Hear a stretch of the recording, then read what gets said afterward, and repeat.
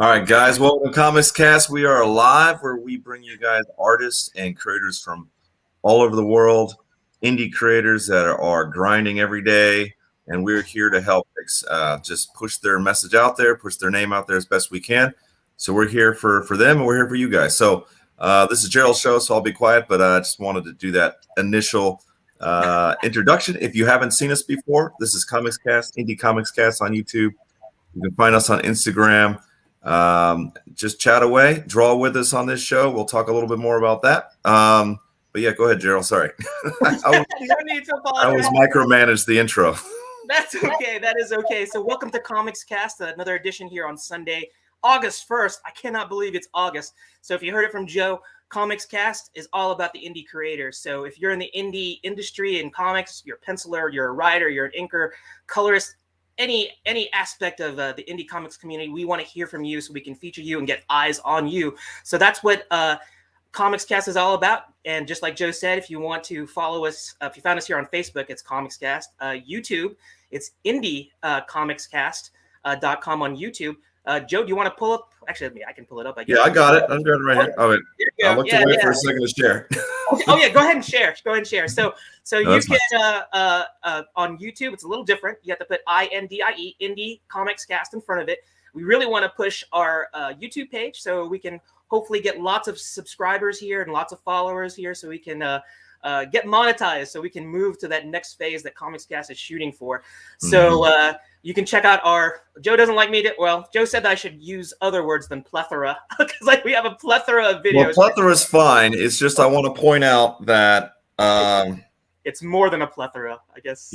We have over 100 videos on YouTube from creators from all over the world. We have an artist roundtable where we talk to advanced creators that have been doing this for a long time. Guys from the big two, the big three, who've come out and decided, you know what, we're going to work on the indie scene. So you'll find a lot of that in our artist roundtable, which is one of our first video series that we did. And we've now moved on to doing this show is our flagship show, but we also do a show called Inside the Indie Artist Studio or Inside the Indie Studio, if you don't want to talk so much in one sentence.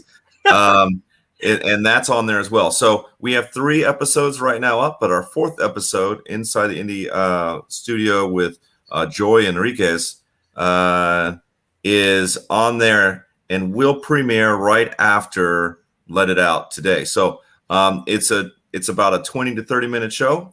It's not too long, and you get to hang out with creators who just draw, talk about their process, talk where they came from. And you guys, I'll give you a little bit of a sneak peek. We'll talk about it real quick. So this is how the video series works. We talk to them, we sit down, we chat with them about their life, their process. So this one, like I said, is with Joy Enriquez. She does an Adam Eve from Invincible.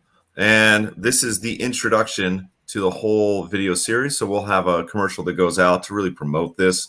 So we talk to creators, like I said, from all over the world. So really cool, really fun video series to do. We have 2 more after this one, and then we may change it up. But just let us know if you guys like these, and we'll know based on your guys' responses what you guys want us to focus on. So, like I said, we just hang out, we chat with creators all over the world. It's a little bit different than our live shows because it's very condensed. It allows us to really get into the process and really kind of talk to these guys and girls from, like I said, all over the world, different process. She works on Copics. Some guys work on ink. Some guys work digitally, but they're all great peeps.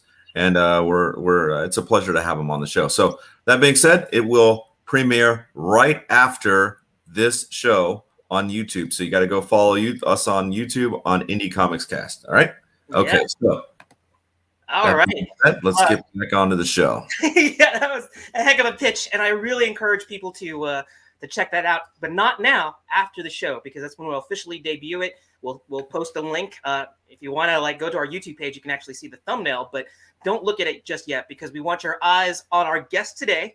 So I will do the drum roll here, and Joe can let him in. So here we go. And our guest for today is Mr. Chris Sahloff. How you doing, Chris? Good. How are you guys?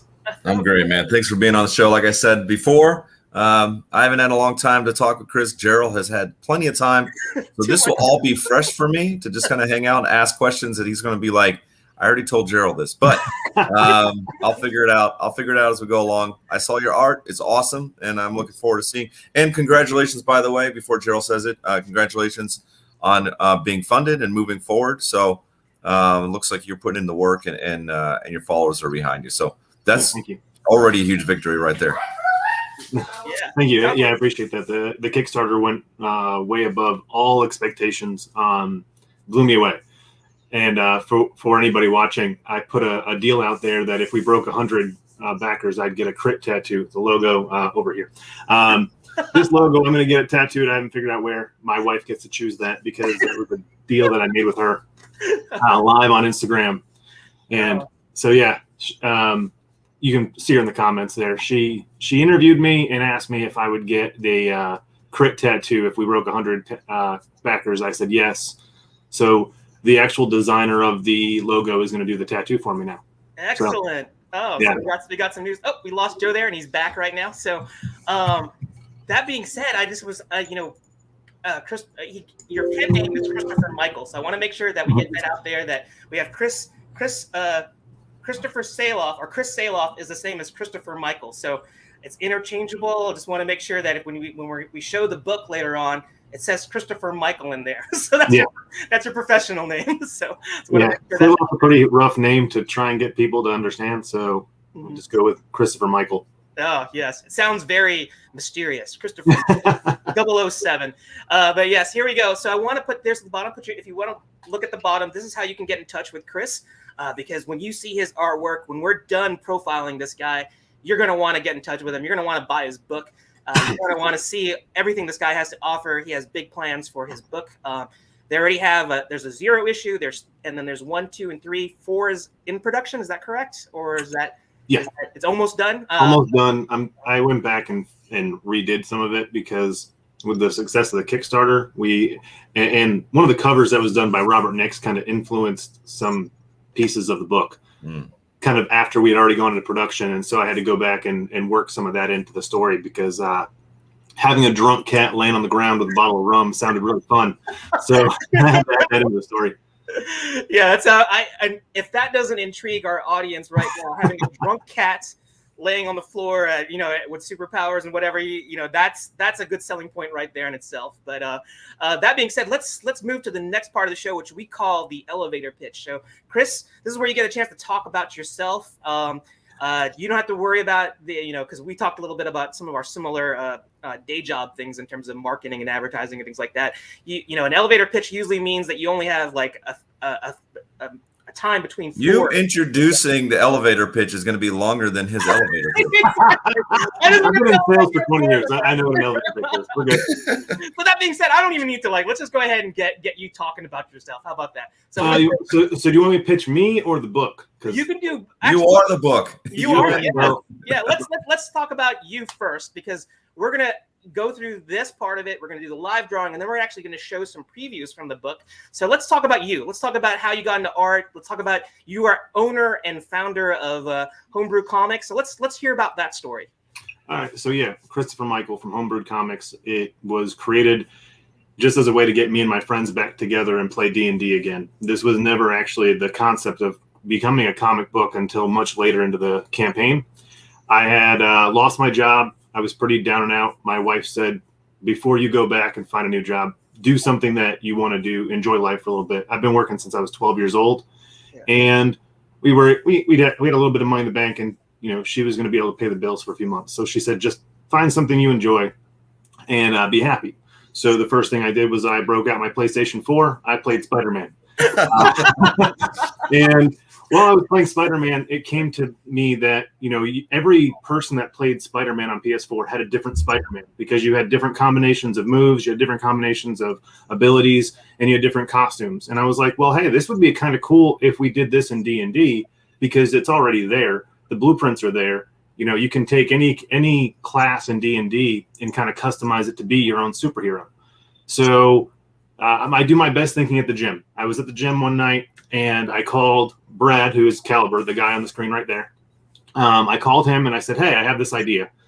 do you want to run with it? And, we hadn't played D&D as a group, all of us, in 10 years.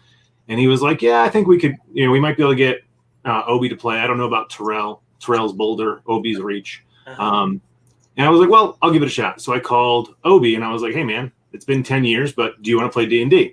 And I pitched it to him. I said superheroes, in 5th edition. And he said, yeah, that sounds fun. We can do it like once a month because we all work full time. We have families, kids, Yeah. And so the last piece was Terrell. Called him. Mind you, I hadn't seen him since his bachelor party, and I don't think he remembers his bachelor party. So I was like, hey, dude, do you want to play superhero D&D? And he was like, yeah, I think so. I think it'll be fun. And so I got everybody on board. We had the first game. It was just Boulder, Caliber, and Reach in the first game. And for a month, we talked about that game. So after about 2 weeks, I got my Sharpies out and I did a drawing, just a really terrible drawing of the team. And I was like, hey, I think this is what you guys look like. And it was so generic, so very boring. But to me, it was fun. It was like, hey, let's bring this to life in some kind of way. That turned into me drawing it on a tablet very roughly. I think I showed you that on the WordPress, and I just put together as for fun for them to see the campaign kind of come to life. Because when we played before, I would draw my characters out and I would become more invested in my characters because I got to see them. So I was like, hey, if they get to see their characters, maybe they'll be a little bit more invested. And then it just turned into a comic book. And now we're going on 3 years playing the same game every month. If you talk to anybody that plays D&D, especially at our age, in our late 30s, early 40s, you don't get guys that will do this month in, month out and have their families say, hey, are you playing D&D this month? Like, what's your D&D schedule? That's cool. So, and I'm excited because, the comic book is doing great, but I have a group of friends that will play D&D every month. You don't get that anywhere. And so really the whole comic book came around to entice them to play a little bit more. And the whole idea came about to bring my friends back after 10 years just to have fun. My wife likes to tell people this is my version of have you ever seen the movie Tag? Yes. So this is my version of Tag. Thank Pharaoh's Creative. Thank you, Jason. Appreciate you being in there. This is my version of Tag. It was just a way to bring my friends back together, and it just took off. We've had, ups and downs in the Kickstarter realm. I really didn't know what I was doing at first, but we've got a hold on it, and I'm really proud with this last one because we doubled our funding from the last campaign, and we also doubled our backers, which was really big to me. I think there's a lot to be said when somebody raises a lot of money, but when you can raise a lot of money and you can also double your backing, yes, it shows growth in the people that have faith in the series. Mm-hmm. Yeah, For that's sure. why I was really impressed about your Kickstarter just ended. Was it on Friday? I guess it ended Friday. So we just missed you to promote it, but you didn't really need us because you were funded. $3,901. Yep. 126 backers. That is the important number that I look at too, because I joke with people. It's sort of like, you can run Kickstarters, and I've seen Kickstarters that maybe were at 10 grand, 20 grand or whatever, but then you see the number of backers, and is it proportional to the funding? Like if you only had like maybe 20, 30, 50 backers, and you maybe had a $30,000 Kickstarter, it's like, well, maybe those were all family members. It's sort of like when you have that many, for you had 126 backers, unless the Sahloff family is just huge. And I am one of 11 kids, but no, no, that's not all family. I promise. Yeah. So it's definitely good to hear that, because, you had a really cool story. You mentioned that, you had your first Kickstarter, it didn't get funded, but you had lessons learned about it. And, you're one of the guys that, you talked about your story. You told me that you're self-taught. You were a D&D guy. You resurrected your crew to do this D&D campaign. And then you did this that's the why it's called Homebrew. You can talk a little bit about the name behind it, but it's sort of like you got together, you did this game, and then it's like, hey, let's make a comic book out of it. Sure, I've never done a comic book before. Hey, let's get it funded on crowdfunding. Hey, I've never done crowdfunding before. And it's just like, you're doing these things, you're learning. And I got to say, that story about your wife, the fact that she said, hey, before you get into that next job, follow your dream. You know, let's see how that works out. And kudos to your wife for encouraging you. So you want to talk a little bit about Homebrew in terms of like you know, the name of it and things like that? Yeah. So if you've played D&D, you know that most of those, when people make something from their house to play, like a customized game or a customized version of D&D, it's called a homebrew. And, you know, Homebrewed Heroes really rolled off the tongue really well. And Homebrewed Comics sounded really good for Instagram. So the actual company name is Homebrewed Heroes, but running with Homebrewed Comics is more for branding purposes, so people understand it's a comic book. We're going to release this game eventually because I've got 400, 500 hours, if not more, into development in the game as well. So we're going to have like an umbrella. I also just spoke to a studio about an animated series. First quarter next year is going to production. There's my wife right there. So I'm working in a lot of different areas. I've also, you know, started, if you look at the Kickstarter, I've got toys, I've got, you know, merchandise. So Homebrewed Heroes, when I talked to Terrell and Brad are like my business partners in this. I said, hey, do we go with Homebrewed Comics or do we go with Homebrewed Heroes? Homebrewed Comics kind of existed on Facebook. There is an LLC for it somewhere, but they don't use it hasn't been used in God knows how long out in Texas. It's a coffee company, and they bought the name. Their company isn't even used. They don't even use Homebrewed Heroes. They just bought the name. Right. So, Homebrewed Comics. But my wife and I, we went through and we did some research, and we were able to buy Homebrewed Heroes. We've got the website. We've got a whole bunch of pieces of that puzzle. So, you know, that's the legal battle on names and trademarks is tough sometimes. Yes. But nobody does superhero comics. The only thing that existed was a guy who did beer comics. Yeah. And aside from maybe Brad, I don't think any of us really drink. So, and the only time I've seen Brad drink was when he had back pain and he came to the game drunk. He's the only one that ever played drunk.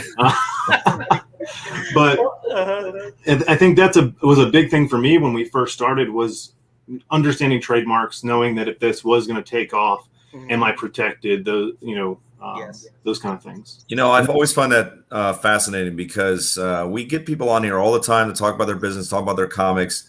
It's very few times that people talk about the struggles of copyright, finding that right name, finding something that works, and then going, I want this name, and going, that's really not a smart move.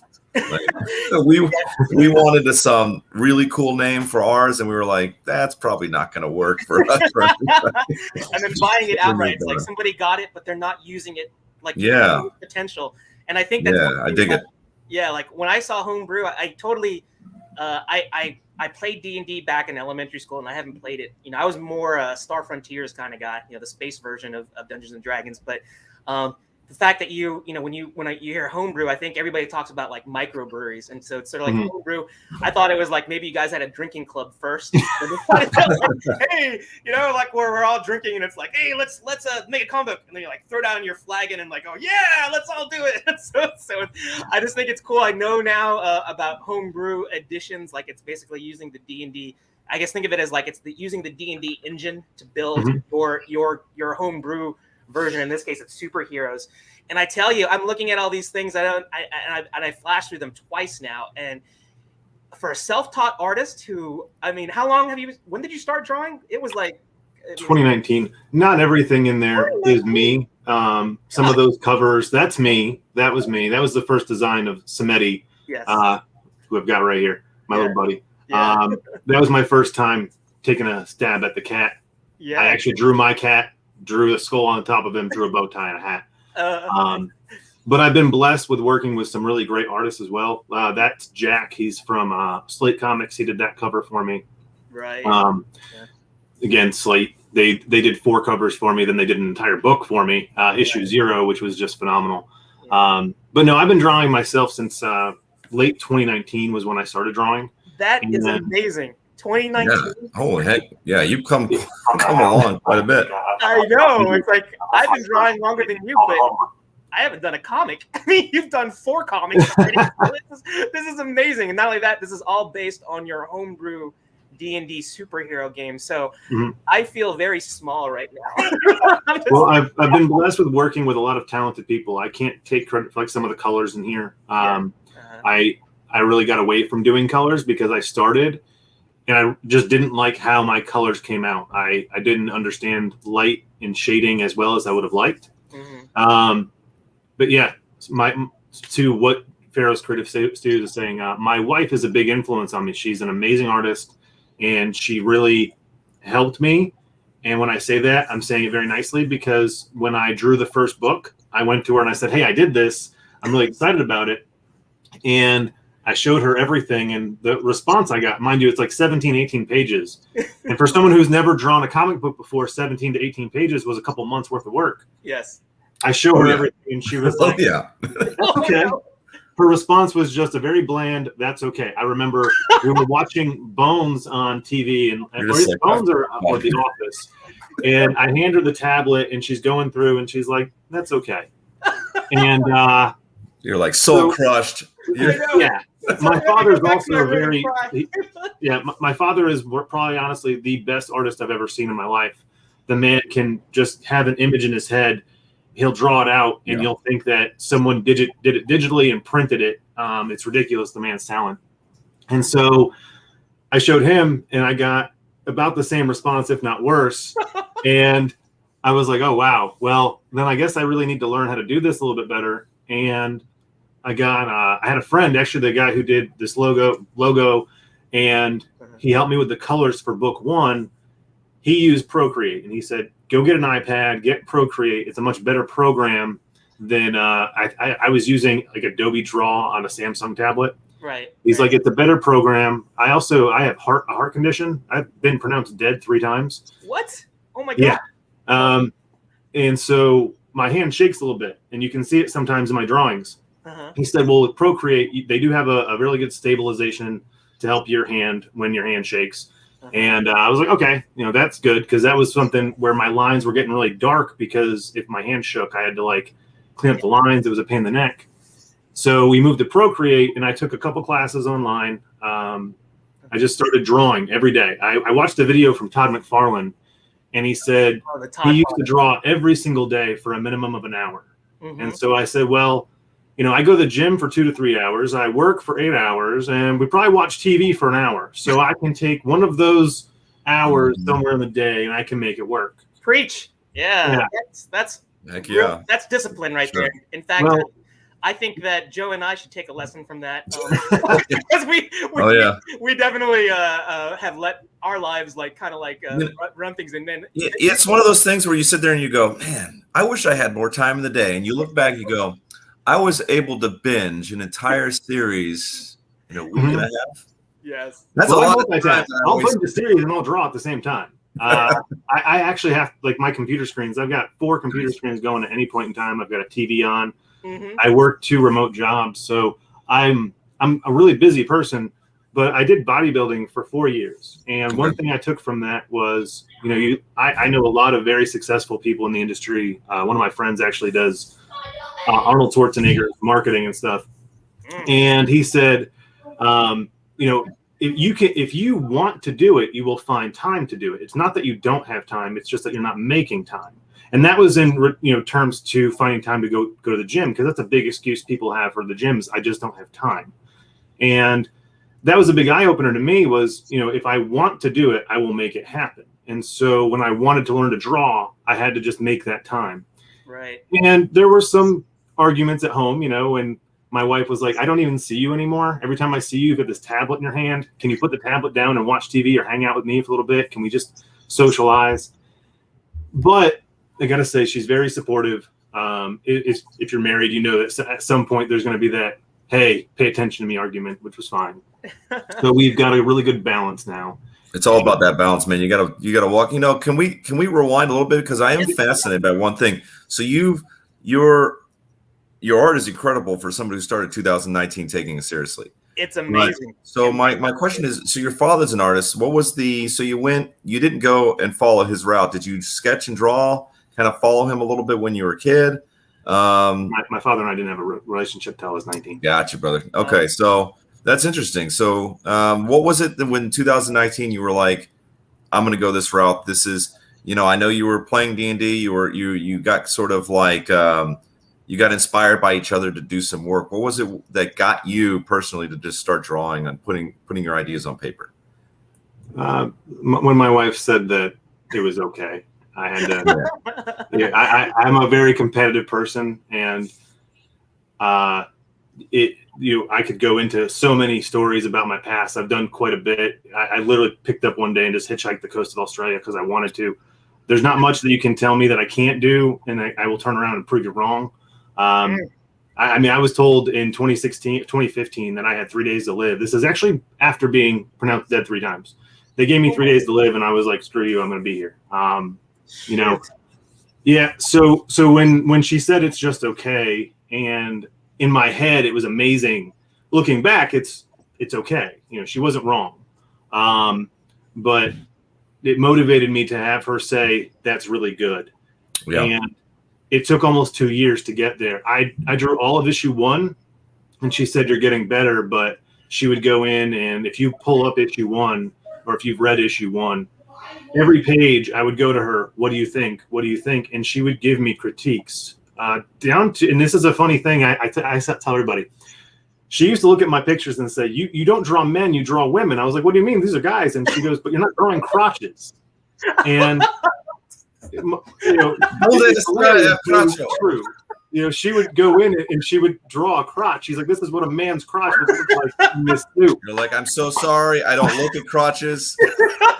I was like, I don't think it's all upside down. I'm drawing my friends, okay? So I'm drawing my friends, and all of a sudden I have to draw their junk. That's exactly, you're talking about these are your friends, so it's more than that. These are comic characters. These are superhero versions of your friends. So you definitely don't want to like embarrass yourself or them if you start like drawing. No, there was quite a few conversations about the crotches. It took a long time.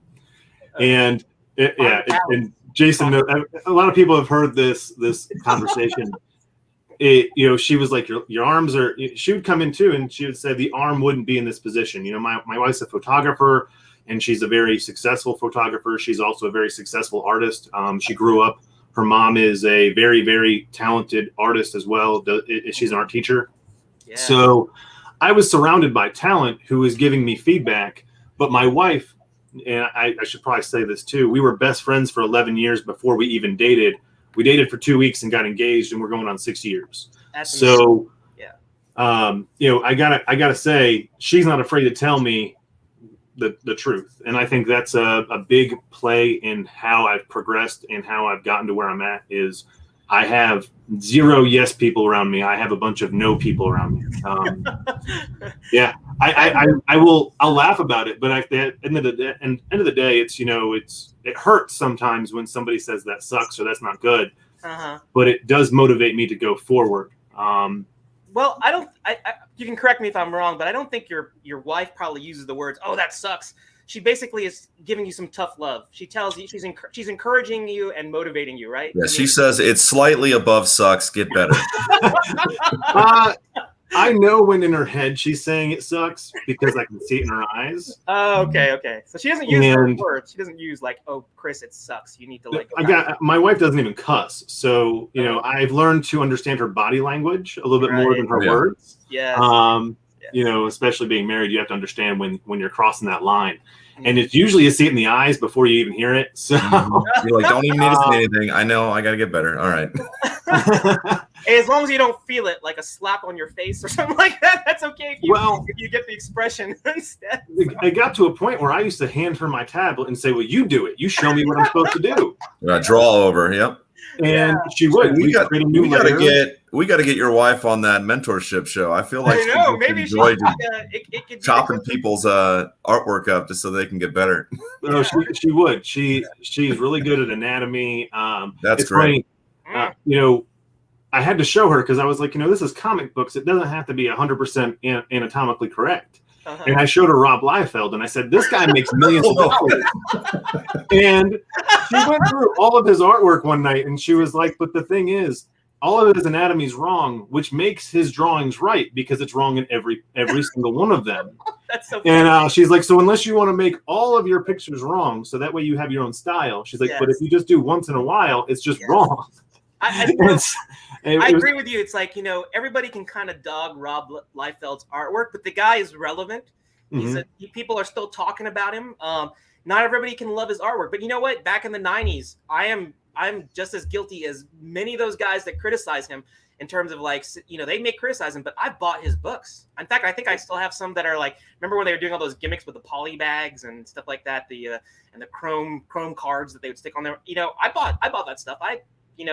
Liefeld is definitely one of those guys that you're right. It's a style. You know, once you find that comfort area, and I've seen, you know, you were gracious enough to show me issues 0 through 3 and seeing the artwork in terms of how it's evolved, and you know you're getting comfortable with the Procreate platform on the iPad and just doing some incredible artwork here. So I love your story. I think it's really great. I mean, it's impressive to me that you just started drawing in 2019, but you definitely have an appreciation for comics because, you know, we were talking about, you know, some of your influences, and you said that you're a big fan of Jim Lee. You know, we mentioned Rob Liefeld, Todd McFarlane. You watch some of his videos. So you have some of the same influences that many artists have, and you got it. Were you about ready to say something? Do you want to add to that? Oh, I mean, as far as the Rob Liefeld stuff, I got to say my biggest influence will always be the early image work. Yes. I got to meet them when I was a young kid when they first came out. My father and I, he was a truck driver. I went cross country actually 3 summers in a row, went to Comic Cons. Every city we were in that had one we went to. I got to meet Rob. I got to meet Todd. I got to meet Jim. And I remember some of those conversations. And at the time, you know, it was just like, okay, cool. I'm getting Spawn. I'm getting Youngblood. Huge fan of Youngblood. I'll go to my grave saying that the artwork in Youngblood, and I've even looked back at it in comparison to some of the newer stuff he puts out. It was exaggerated. It was crazy, but it was fun. And it kept me very interested in you know, comics at that time. And I still love Spawn. I model a lot of what I do after what Todd does. I've watched almost every video the man's put out. I had a 12-hour drive to Connecticut in the middle of COVID. I was going to a wedding, and I watched every Todd McFarlane, every image video on YouTube on my ride up there. And I learned a lot. It was very eye-opening, and it was also really inspirational because those guys, especially Todd, never took no for an answer.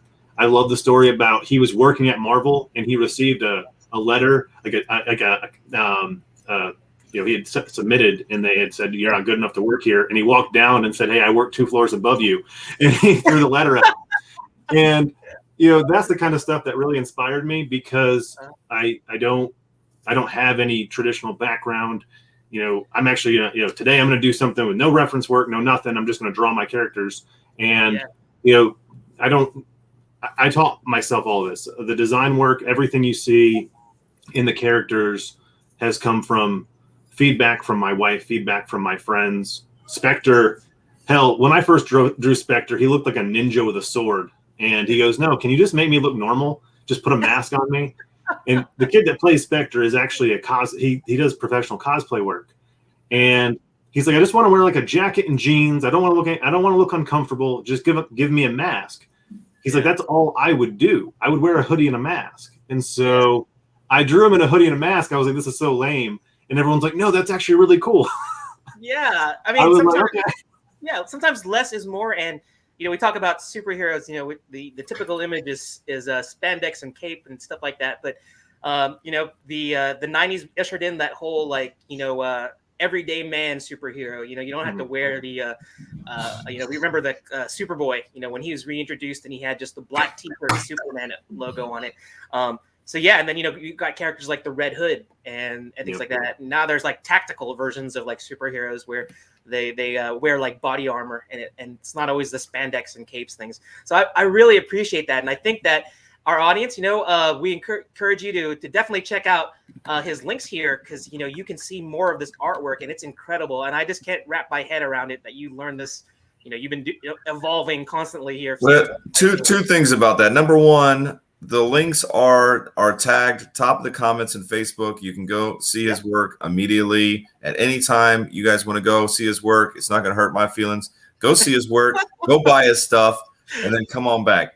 Number two, I think, honestly, it's insane. It's 2021. You start 2019. I think it's a great example of, like, not all of us getting married to a great artist who has a legacy in art, a family in art, all that sort of stuff. One of the great things that you can do online is get a mentor. And the fact that you lived with a great mentor just shows, if you take critiques and you're like, take it in the chin and be like, okay, it doesn't work. How do I make it better? I've never seen anybody grow as fast as this. This is like pretty pro level stuff. And it's got like your style. So it, like, even if something's not 100% like something you'd expect from an image book or whatever, like, it's all cohesive, and it's just really nice. Pretty impressive stuff, man. It blows my mind. But it's all about getting those mentors.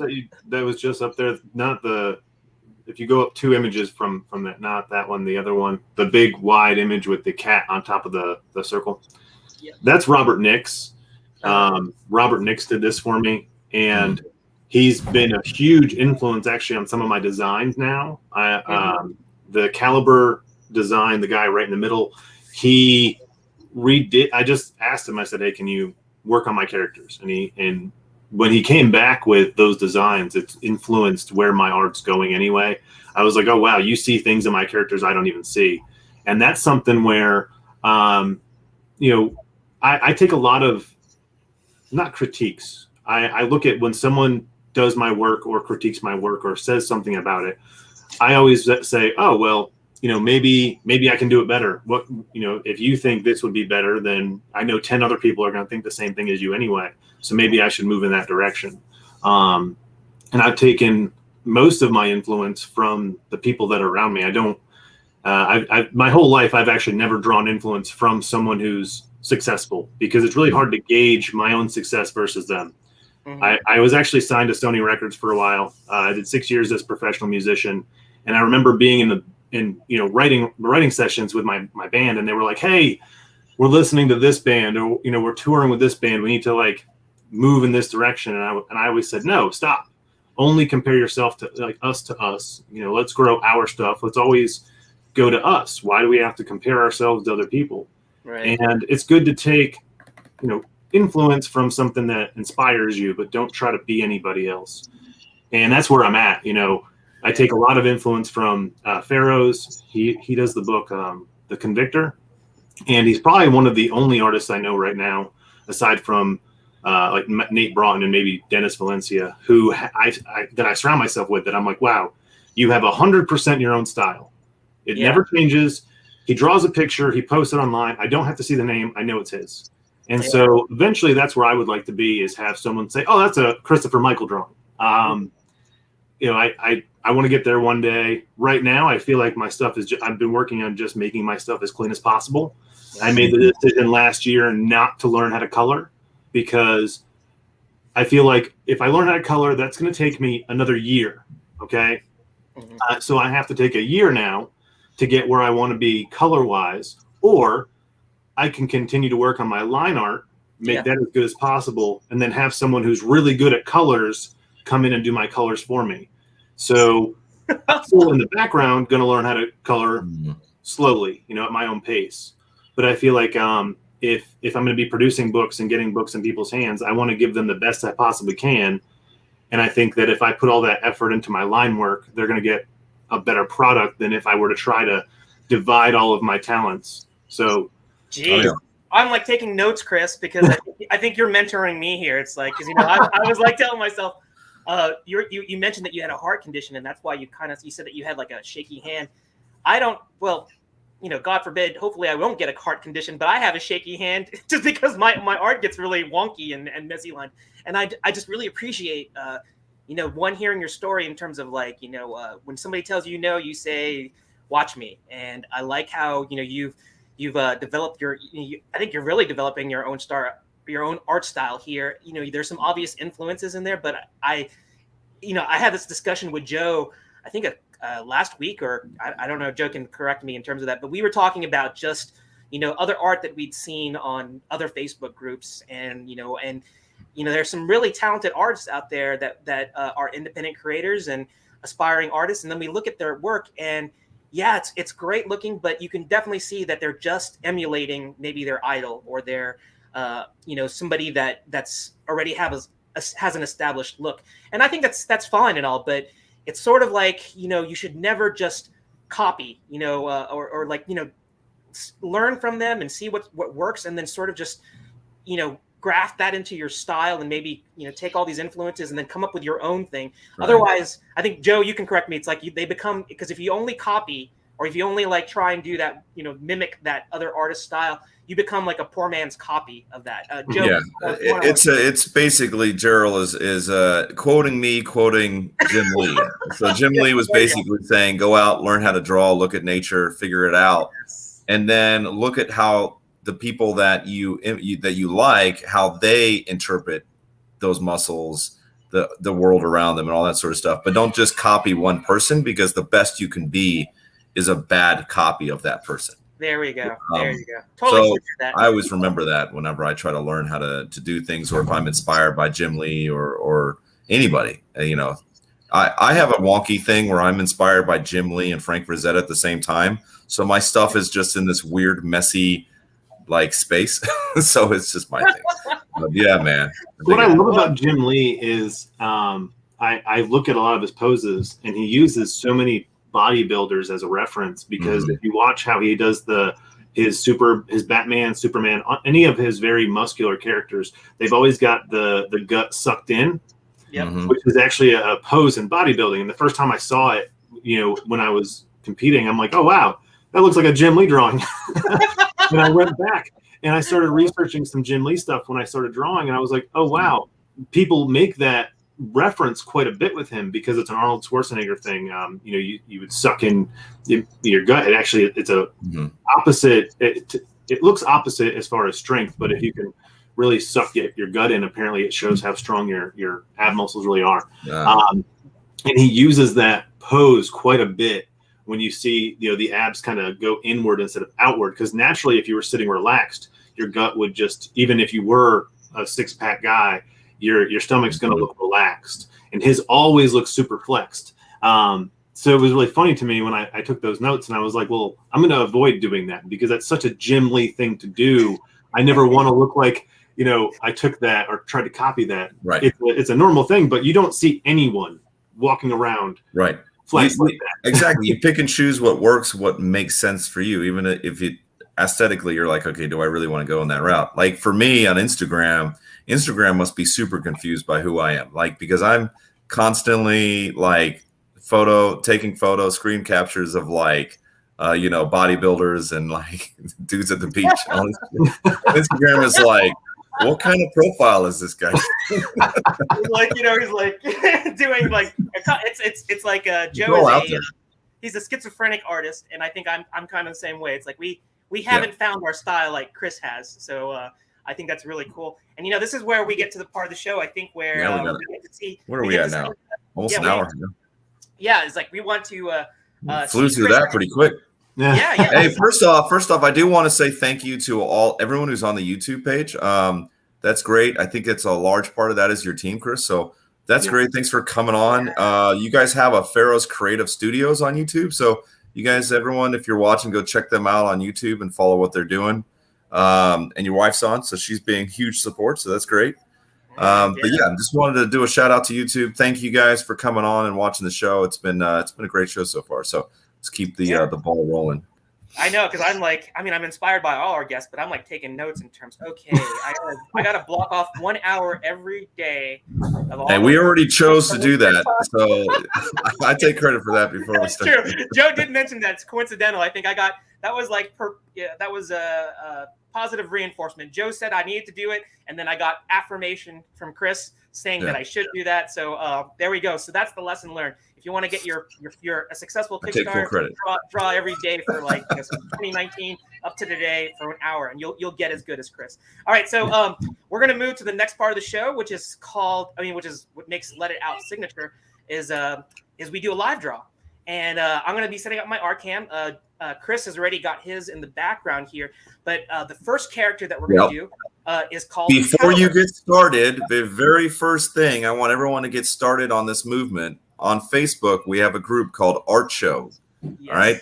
You're going to be drawing along with us. Make sure that you put your artwork on that Art Show group page, and we'll share it right here live to promote your work as well, because it's all about promoting everybody, but also making sure we promote Chris and his content. So we'll be drawing along with him, and then we'll make sure it gets on Art Show on Facebook. All right, go ahead, Gerald.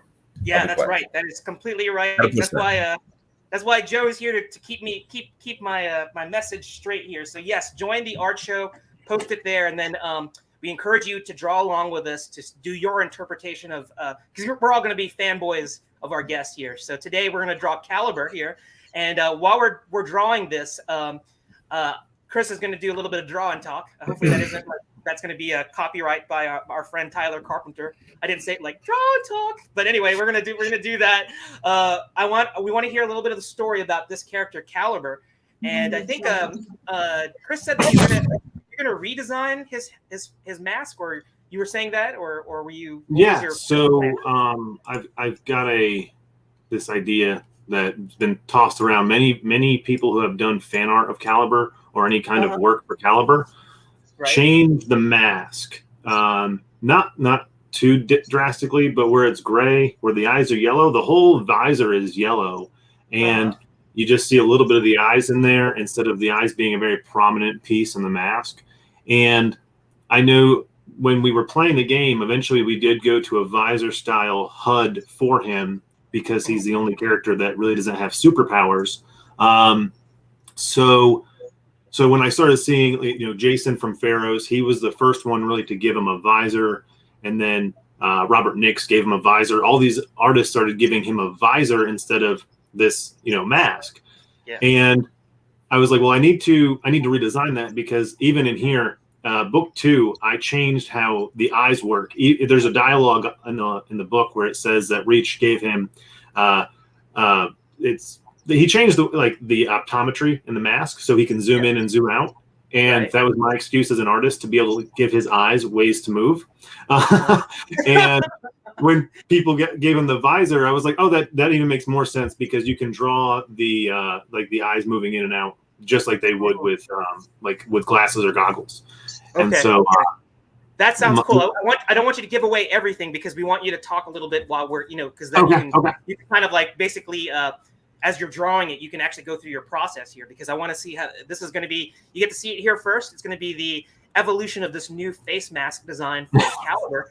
And I think that, for those of us who are fanboying right now, we're going to go with the current iteration, which is the slits that you see here is eye slits, not the visor here. But I'm just flipping through this artwork here to give our audience an idea of what Caliber currently looks like. And that way you can take some notes, do some screen captures, get that as reference material. You can check it out. Joe can pull this back up maybe later on, halfway through the show. Yeah, we'll pop it up and down. We'll be ready to go. You guys both have your art thing up, so I'm just going to do one quick share screen so you guys at home who are watching this, you guys can see this real quick. One last shot so you guys see where you're going. It's going to be going into this art show group. All right. All right, so make sure you guys are looking for that. That's where you guys are going to post your art, and we are going to get moving now. All right, so going to add Gerald's art cam and Chris's art cam. Here we go. Woo, all right. And exciting stuff. This will be fun. All right, so Joe, you want to give us the 15-minute ticker? Yeah, we'll do 15 minutes. We'll do it starting at 11 o'clock my time. So that's it. I'll give you guys an extra 3 minutes just so we can keep it even. Okay. All right. And everyone's comfortable. And it's serious because Joe brought out his $1 pencil, just so everyone at home realizes you don't need an expensive pencil. Right. And, I'm not using the stubby pencil. I'm actually using a brand new Stedler Essential pencil. Ooh. So we're using. Ooh, look at that. Look at that. It looks like he stole a pencil from a grade school student or something. Exactly. All righty, so let's get drawing. So Caliber it is, and while we're doing this, go ahead and tell us a little bit about this character, Chris. So I haven't drawn and talked before, so it might be a little bit distracting for me. I'll tell you. So Caliber is my best friend, Brad. who is probably the biggest influence when it comes to like the writing and the dialogue and all the stuff you see. And Brad's also a jerk, so I get to call him a jerk all the time because he acts like that in the book, and he owns it. But Brad's also one of the most creative people I know. So Caliber he's a very extreme version of Brad, just like all my characters are just very extreme versions of my friends. And so when Brad was designing Caliber originally, he wanted him to be a rogue. If you know D&D, you know what a rogue is. They're a pain in the ass to deal with because they have sneak attack, they have all these different things. And he was like, that's what I want to do.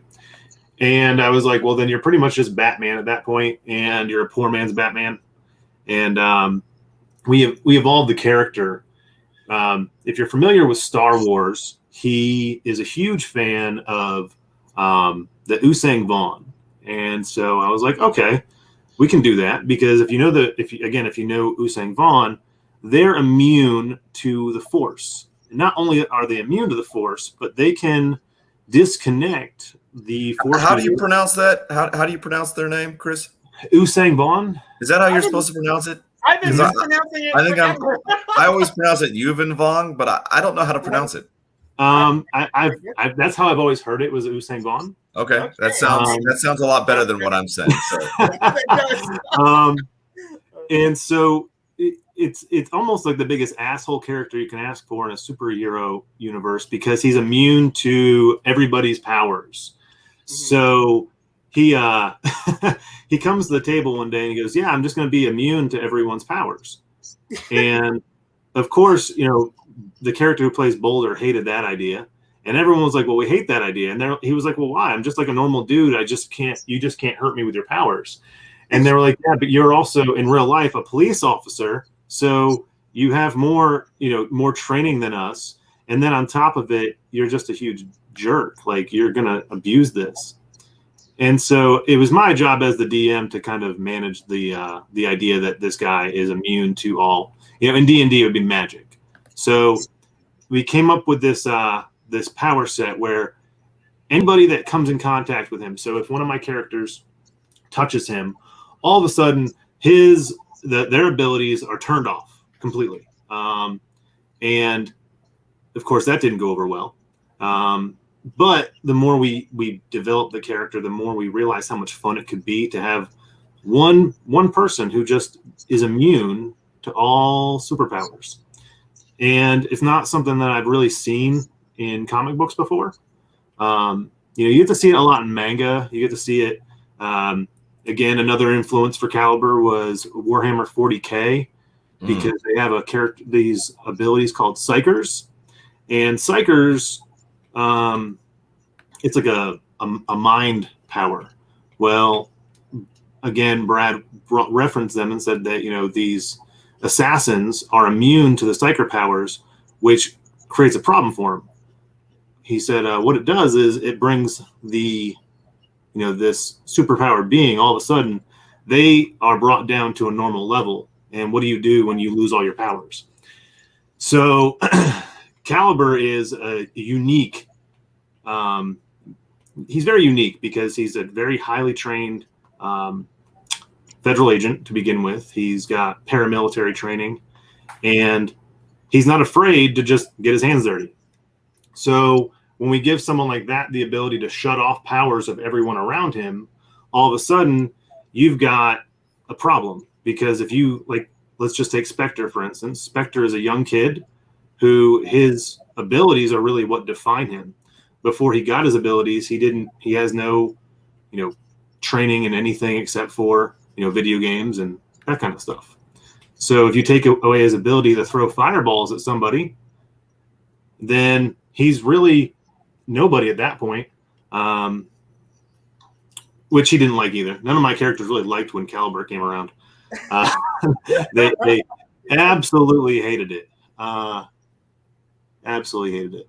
So right now we're actually in the very end of the book, and I've made this character like the kind of a pinnacle character in the story because he's so unique. you can have a barbarian, you can have a warlock, but you have someone who's immune to all this stuff, and it becomes kind of a joke. The joke is he doesn't believe in magic. And again, like if you've played D&D, you would kind of get that joke where it's like the guy just doesn't believe in it, so it can't happen. Which is kind of, if you've ever met Brad, if you ever see him, that's kind of his personality. He just doesn't, I don't know how to put this nicely. I love Brad, but we call him the destroyer of hope and dreams. So, well, I was thinking he was kind of like a Han Solo kind of character, because you remember he had that line in A New Hope where he's like, and I don't believe in hokey religions and things like that. It's like he trusts his blaster. He doesn't think anything about the supernatural or superpower per se type thing. So I was getting that whole vibe that Caliber is kind of like that kind of character. I guess Han Solo is a kind of a rogue. I mean, he's a rogue. So I get that kind of impression from what you're describing. Well, Han Solo is his favorite character in Star Wars. So I wouldn't nice. say you're wrong in that. Because, I try to tell people this too. I've had some people ask, like, what are your influencers? Or like we had somebody say that I reminded them of Dragon Ball Z one day. And I had to remind them that I absolutely hate Dragon Ball Z. So was that an insult? I guess. The way it was presented was kind of an insult, because I was told, the guy said, stop ripping off Dragon Ball Z. And I was like, I don't think Dragon Ball Z has a talking cat. Because it was when I announced the stuffed animal and the cat. And, with the Star Wars stuff, though, when somebody says, oh, this character reminds me of somebody from Star Wars. Well, Han Solo, like I said, that's Brad's favorite character in Star Wars. So I don't think he would be upset about that. Right. We draw a lot of inspiration from Star Wars, from Mass Effect, if you've played that. Warhammer 40K. Although I've never played it, only because I really like my wallet. That game is a money sink. You're going to want to get all those miniatures, right? All those cool miniatures that you can never paint to look like what you see online. Yeah. I also sell them, which is worse. Okay. One of my jobs is I sell war game accessories. Yeah. And so you gotta resist the temptation to like buy them, right? Yeah, it's kind of sad, because a new one will come out and I'll be like, oh man, that one's really cool looking, and I'm like, yeah, no, we can't afford that. That's a hobby I won't make time for. Hey, well, you know what? You know what the solution to that is, though, is to make miniatures of your IPs and your OCs, so that way you can get the best of both worlds. Yep. You get your toys, and you can say to your wife, "It's like I gotta buy them because they're the characters from Crit, right?" So we actually, in the last campaign, I did that. We had a Boulder figure, miniature figure, and so on the next campaign, I'm doing a Caliber one, and so every campaign, we're going to have another miniature figure come along. That's the way to do it. That's the way you gotta sell your stuff. If you're going to go ahead and go the toy route or the miniature route, make it your own, right? Yeah. I think because, again, eventually we're going to launch this as a game, and a lot of people had said, well, why don't you just do action figures? Well, for one, they're very expensive. But for two, I kind of like being a little different than what everybody else is doing, just so I stand out just a little bit, because it is a superhero book. We're going to get lost in the mix somewhere, and I think that if we have a little bit more leaning on the D&D inspiration, sometimes it'll show people a little bit of the different side of Crit. And so I was like, well, if we can do miniature figures instead of normal action figures, people might go, oh, that's cool. I can dig that. And we had a good response over the Boulder figure. I only put 6 out there to begin with, because I didn't want to test my luck too much. And they sold in like the first day. Yeah, so this is getting a little bit uncomfortable for me. So first off, I spent a lot of money on the Warhammer stuff because I wanted a massive orc army. Like my vision was I wanted to storm people's castles with like hundreds of orcs, you know. Mm-hmm. And then the number 2 thing that is very uncomfortable for me. I don't know if you're tracking this, Chris, but Gerald has put your character in a very suggestive pose. I'm not quite sure what his reference is. We were talking about crotches, so I decided. He's like, Gerald's like, I'm gonna draw the crotch. Crotches are happening on this show today. I'm not gonna lie, that is great. Yeah, I'm trying. I decided, we're gonna play up on that whole thing, and just sort of it's a jumping pose from a. We're gonna need Natalie to do a little bit of critique to see if it's appropriately crotched. Oh wow, yeah, this is gonna be great. Yeah, so hopefully we're gonna get some comments here in terms of like, but I'm a big fan of Jim Lee as well, and I have to say that this is a Jim Lee pose that I've seen him do before. So I'm not gonna totally say that this is unique to me, but I think it's one of those things that I'm totally playing up on our earlier conversation that we had. So. Well, there's nothing wrong with that.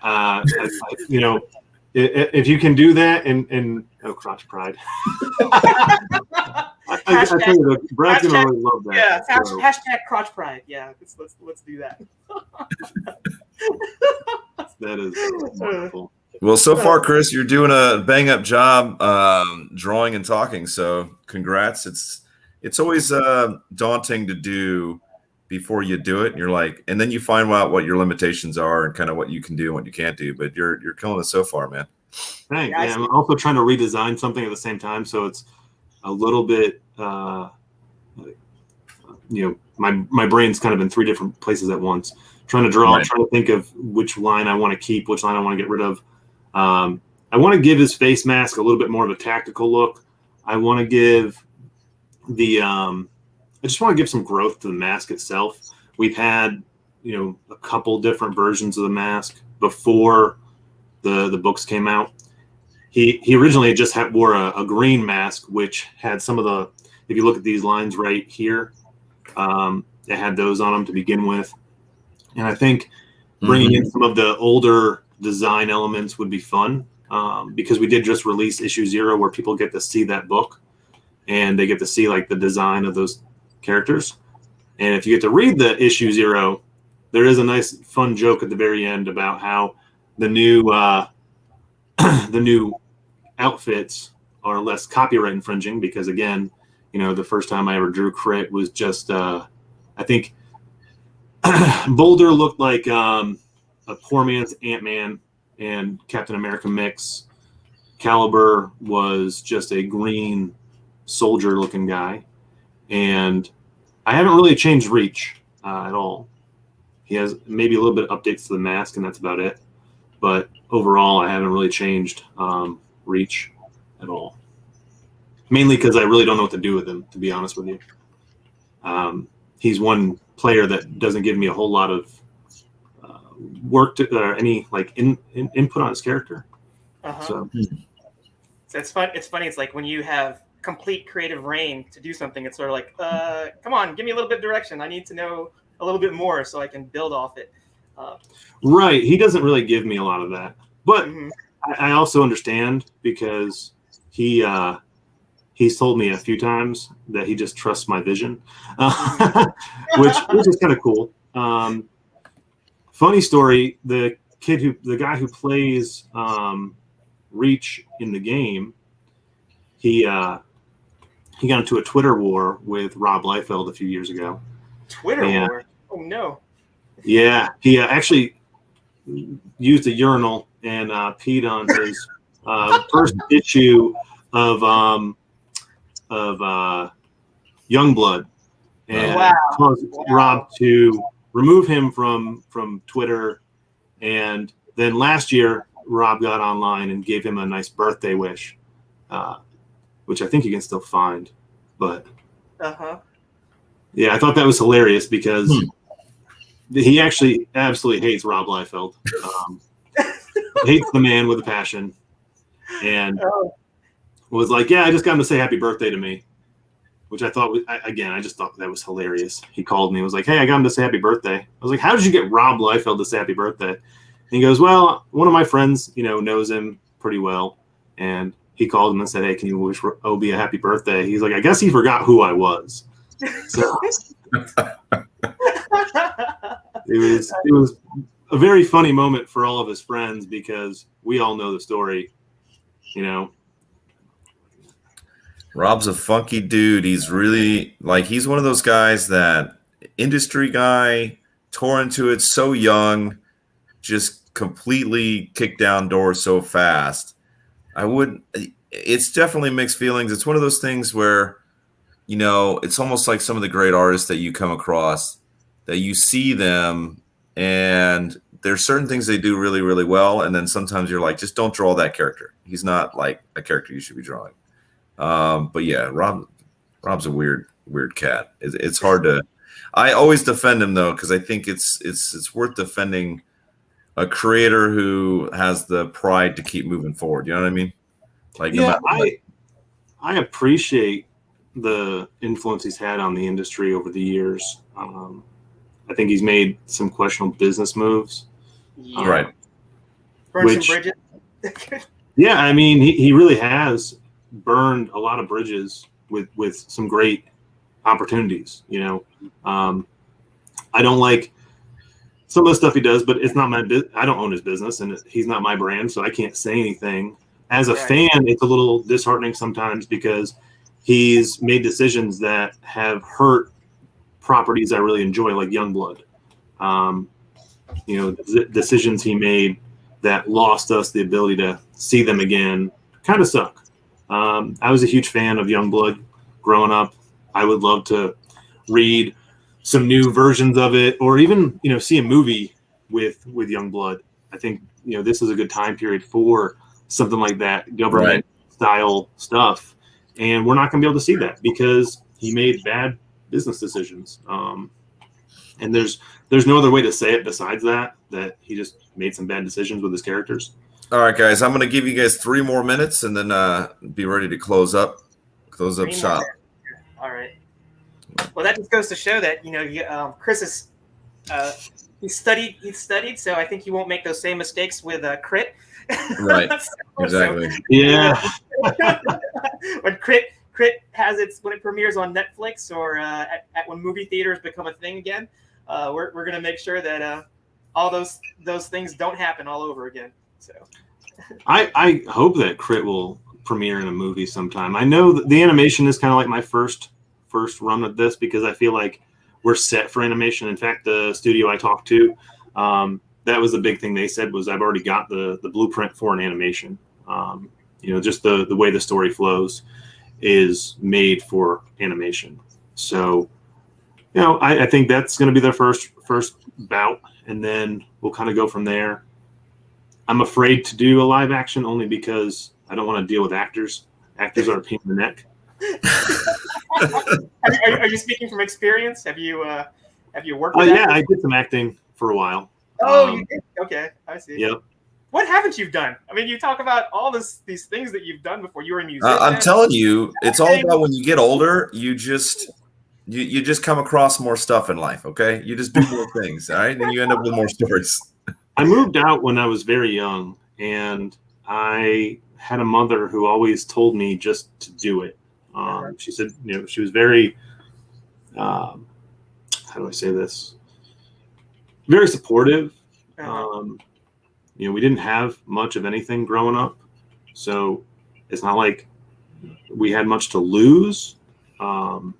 Being real, we never really had much to lose from just trying something. Right. And she taught me at a young age to always ask questions because if you ask questions, at least you'll know the answer. And she said, just try it. There's no reason in the world not to just try something. And if it doesn't work out, it doesn't work out. Yeah.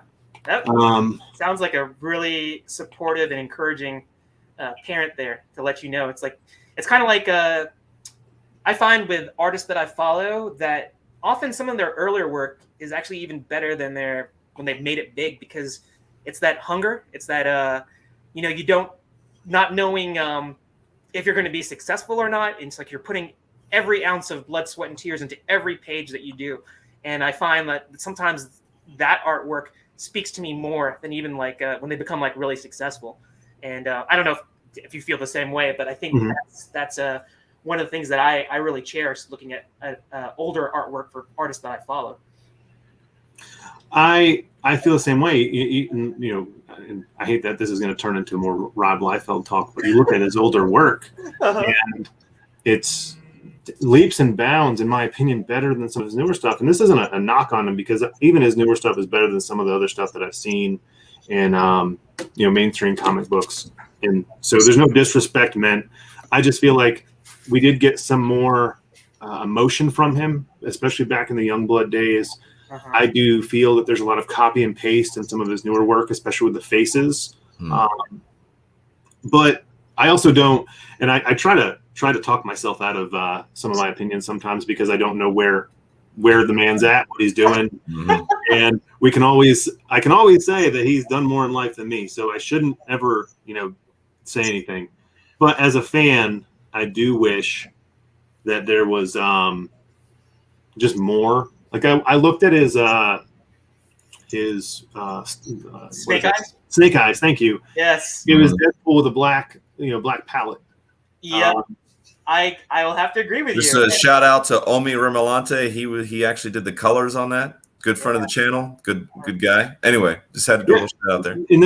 Well, I've seen a lot of his colorists, and he's got some great talent working with him. And the man is a talented artist, very talented as far as like I said earlier, he has his own style. I just feel like we've lost some of the emotion, and I don't know if it's because he's been beaten up in the industry. And that's something where I try to stay away from, with like thinking about my career and where I want to go with Crit. I don't want to make decisions that hurt my property or maybe take me out of the game. I just want to continue working on my stuff.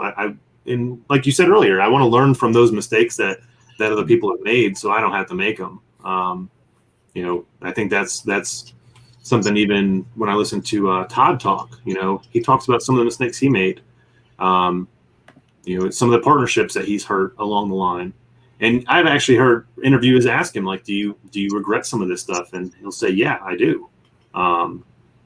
And so I think that we can all learn from that, especially guys like this who took a chance creating Image. That was a big thing back then.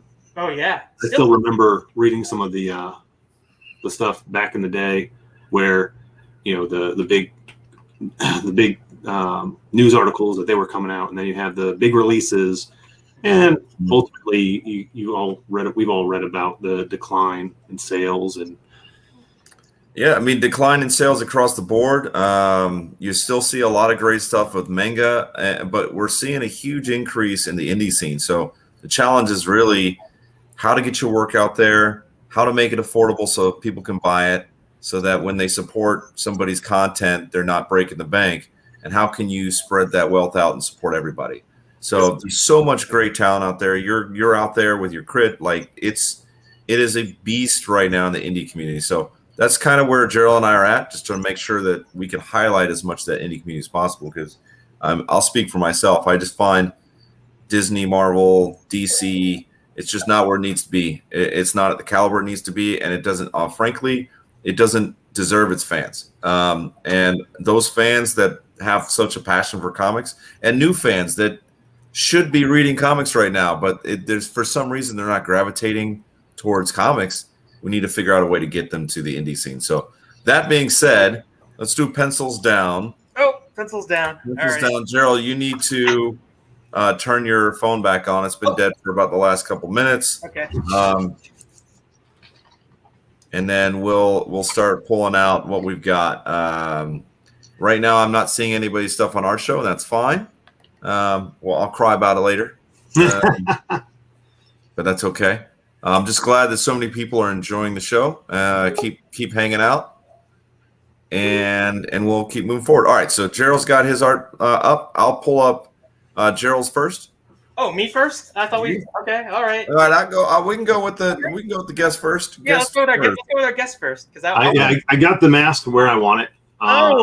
So cool. Yeah, so I want to modify some of this stuff. So I didn't get to finish the bottom piece. That's going to be a little bit more work on my part because I'm seeing something a little different here. I want to, but this visor piece right here, if you're looking just at the eyes, that the color scheme for that is going to be an all yellow visor. Give them a little bit more bright yellow in the eyes, and that way, at one point, we're going to see from his point of view the HUD that's back there. But I want to get rid of the weight in the helmet and all the sidelines that are currently there that take away from that visor look. So we're gonna, and all of his lines are gonna be yellow in that mask area. And then at the top, I wanted to bring back some of that original Caliber look. After reading my issue 0, I realized that I really did like some of the early design work for him. So adding the lines back in, giving that top of the helmet a little bit of a design. It's kind of where I want to go. I kind of, first off, that's great work coming off your first, talk and draw, speak and draw, talk and draw, whatever it is, right? That actually is kind of cool. Almost like I can almost see that as just as a cover, like with some solid, like really strong color choices. This could be just a straight up cover by itself. Well, what I was going to say is that, my day job is graphic design. So I'm looking at it as strictly in terms of like just the shapes and the elements that you've come up in there. Very strong. It has a nice, all the elements are there. You could see this like on a poster or a t-shirt design. It's kind of like the Punisher skull. I was envisioning kind of the same deal. Yeah. Yeah. Thanks. Very, very cool. And these drawing challenges are really just to give our audience a taste, a flavor for like our guest artwork. And I encourage you, when Chris, when you get a chance to fully flesh this out, please share it with us, and that way we can post it. And because I think that I can give bragging rights, and I can kind of say, I got to see Christopher Michael's new helmet design for Caliber here. So I encourage you to finish that up, and that way we can post it to the art show and also to our Facebook definitely page. Okay, all right. So the next one that we're gonna pull up, just if you have kids with you, make sure you avert your eyes. It's not that all right. What are you talking about? All right, here we go. Let me see if you can check this out. So. Oh, wow. We don't want to do that. Here we go. How are we going to do this? There we go. All right. Now we can see it's large. That's really cool. Thanks. So you got a lot further than I did. Well, you got to remember, Chris, he's been doing this now for a year. He's been running this show for a long time. Day one, Gerald said, I don't know if I could do this. I said, yeah, you can. Because I can't draw that. I can't draw and talk and do all this stuff. Year later, he's just killing these poses. So this is his bread and butter now. So I think that Joe would not choose to do this crotch shot, Chris. So we'll have to get your wife to give me a critique in terms of like, but it's supposed to be like whoever his victim is seeing him from below, and he's like ready to pounce on him and stuff like that. So that's ready to drop. I picture this. Brad gets knocked down quite a bit. So. Anyway, I picked up on what we were talking about earlier, and I just ran with it. So it's really cool. Right to the brain. Cool. Okay. All right. That was great. That was great. It was we got to see some great work. Fantastic. Yeah. All right. So I'm going to do my, let me get rid of your crotch camera. I got it. Yeah, it's gone. All right, good. All right. Crotch cam time. Yeah. All right. So, all right. So your wife has a good comment. Hey, I got endorsement from Natalie, so I can go to sleep. Oh man. Thinking to myself that she didn't give me a very harsh critique, so I feel good about that. So we're gonna go to the second. All right. So the second one. I'm gonna share my share. Yeah. So basically, the screen. 1 second. I'm going to share the screen, and this will give you an idea about what we're going to be doing.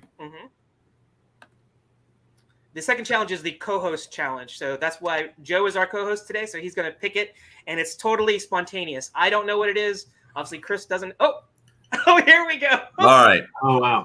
So there's with the new He-Man show, which we don't want to call it He-Man anymore. Let's call it Masters of the Universe. Yeah, it's not He-Man anymore, unfortunately. Yeah. So there's.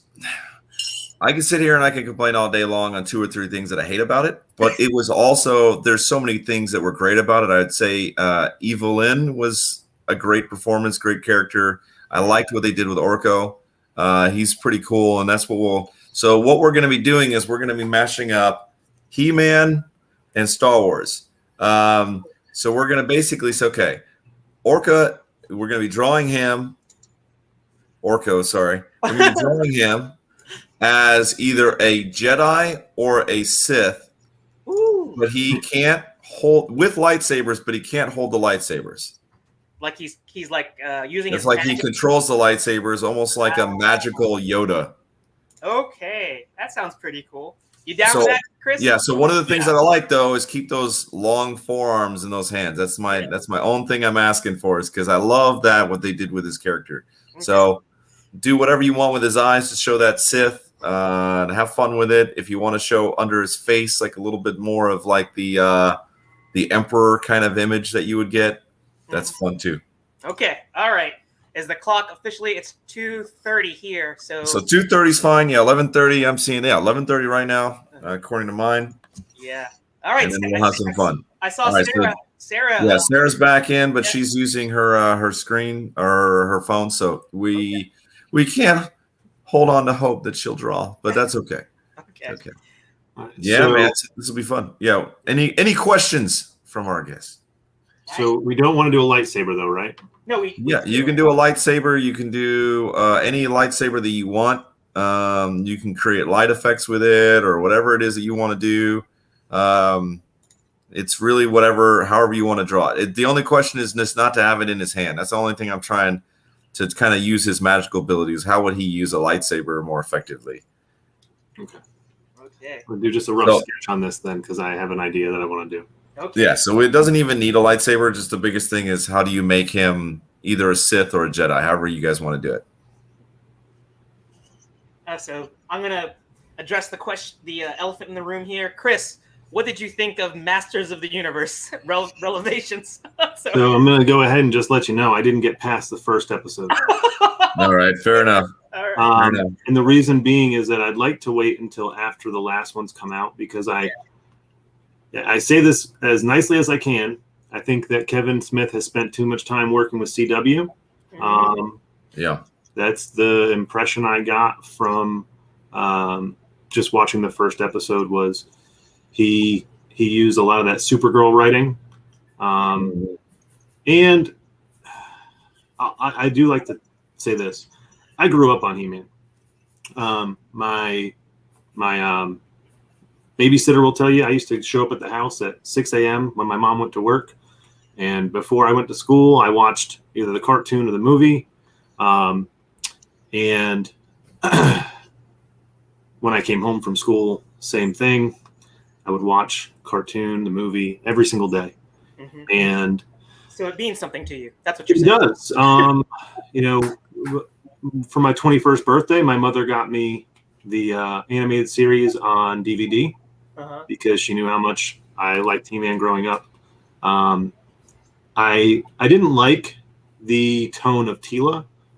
I don't like what they did to the character in that first episode, only because I don't see her really getting that upset that a secret identity was kept from her. Right. There's a little bit of a she just threw a temper tantrum is really what it was. Yeah. With no backing to the character. This is one of the things that we could just yell about all day long. It's just like, what are you doing?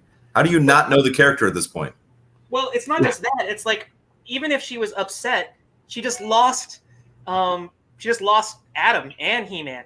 Even if they're the same person, do you think she'd be grieving about that versus being totally mad at not only her adopted father, the king, the queen, Orko, Cringer? It's like, I hate the world. That was not. I don't think that was in her character. She could be upset about it, but she also lost somebody that was really dear to her. So that wasn't what I would think her reaction would be. I didn't believe and now there's one thing if she had gotten upset for a moment and then kind of recovered from it. Right. Because she's emotional because she just lost him. But she goes from losing him, which would have been very detrimental to the character to begin with, to hating him in the same instance. Yes. And it just didn't feel like the character. I watched the cartoon in the very beginning of COVID with my daughter. We were very excited to watch the new one because she didn't really like the art in the old one. She was pretty honest about that. Like, hey, I don't really like this. She takes after her mom. She just tells it like it is, right? Oh yeah, my kid's also a phenomenal artist. I gotta say this. My kid she's getting into anime, and she's just phenomenal. She's another one who can see a picture and draw it without any hardship, which is phenomenal. But no, we were really excited to watch it, and I told her we're gonna wait until the whole thing comes out because I don't really trust. And she said the same thing. She was like, I didn't really like it, and that's an 11-year-old girl. I guess that's the dynamic they're going for. So if you're turned away, that's their the target market, right? They were trying to like make Tila that was supposed to be appealing to your daughter's age group. Yep. Well, that's kind of what bothered me too. Was we already have She-Ra, like we have She-Ra. Why do we need another? And if you go back and look at, because I read the interviews too, where they were like, oh, the old school He-Man was it was misogynistic. It was this. It was that. It was a boys' show. It's like, well, that's why we got She-Ra, and you've already put She-Ra out. So why now can't we have the boys' show? Which, I mean, if they redeem it, cool. But I was let down. I think it might have been a good idea. I like where your head's at. Wait until the entire thing is over with, because I think they sort of put it in a cliffhanger sort of moment where I think as fans, we've seen enough of our IPs with Star Wars and others. They get twisted a little bit with new creators, and we're like, okay, I think we're kind of done. Not only having our IPs that we love, not being treated with the care and respect that we believe that it deserves, being gaslighted by a massive part of the community and the creators themselves. And then we see another IP come up and we're like, it still seems kind of wrong. And it's frustrating because it's done so well, because I watched the first 5 episodes.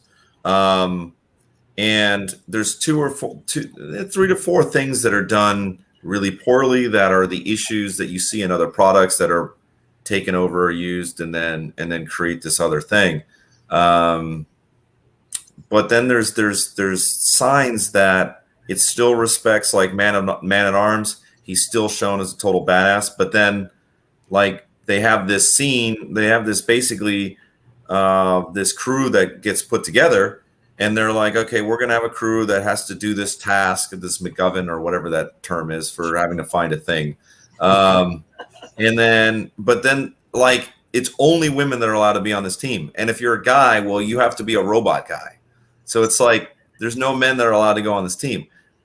To me, that's the kind of stuff that is just toxic. It's just silly. It's like, just make if you want He-Man to die and then be saved by a secondary character and to highlight that character being a badass, do that.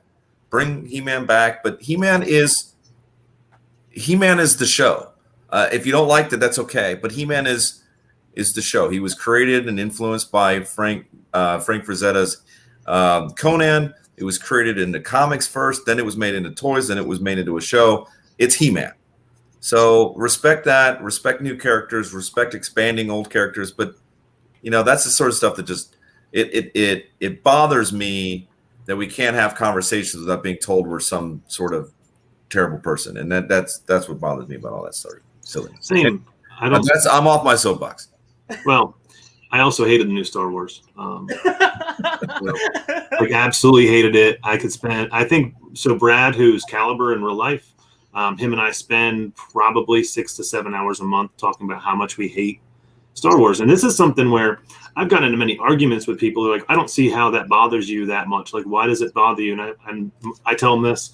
I guess people don't understand that Star Wars, for instance, or even He-Man, even though it was only a 2-year cycle, right?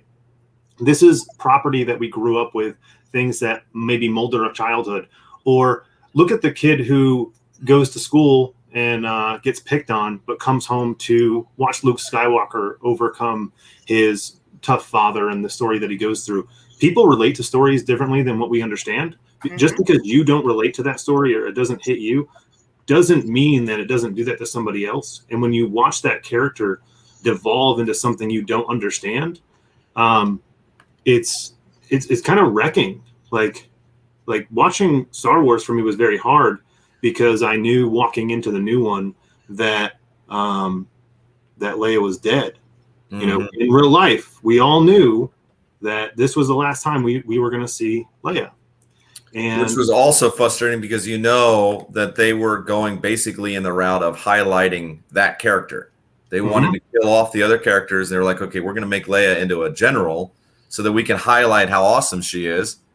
But then, boom, she's dead, and you can't do anything with her again, except make her float through space or whatever, which is just so frustrating because in the books and everything, she expands into this great leader of the Senate, and she's the one that forms the new Republic. Mm-hmm. But then in the movies, they're like, well, we can't have her just be some sort of whatever senator or leader. She has to be a warrior that, you know, shoots a gun. She literally walks away from that because she knows that the entire galaxy needs a leader.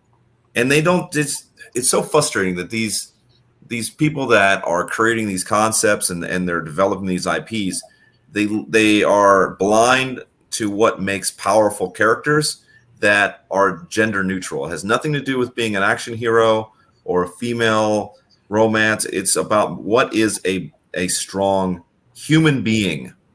And they, I don't know. It's just, it's so weird to me that they're so far off the mark on so many of these IPs. What also concerns me is if you're going after a certain demographic that didn't like your stuff to begin with, because even Star Wars said they were trying to, you know, go in that direction. They wanted to appeal to a different crowd. It's like, well, then why don't you just make something for them that isn't, you know, the thing that I grew up with, and let them have their own. But why are you gonna market it to me and then get mad at me when I don't like it? Right. Like He-Man, you know, when Kevin Smith gets on there and tells me to shut the F up. It's like, what, dude? You're the guy that's on live TV saying you didn't even like He-Man, you know? Yeah. Yeah. At the end of the day, people get confused by this, and I'm constantly having to remind people. It's like, okay, we are going to you don't want to market to someone my age. I get it. I'm an older dude. But guess what? I have 3 boys, and if I had a girl, that'd be great. But let's say I have 3 kids. If I like it, I'm going to turn it on, and then I'm going to share it to the next generation.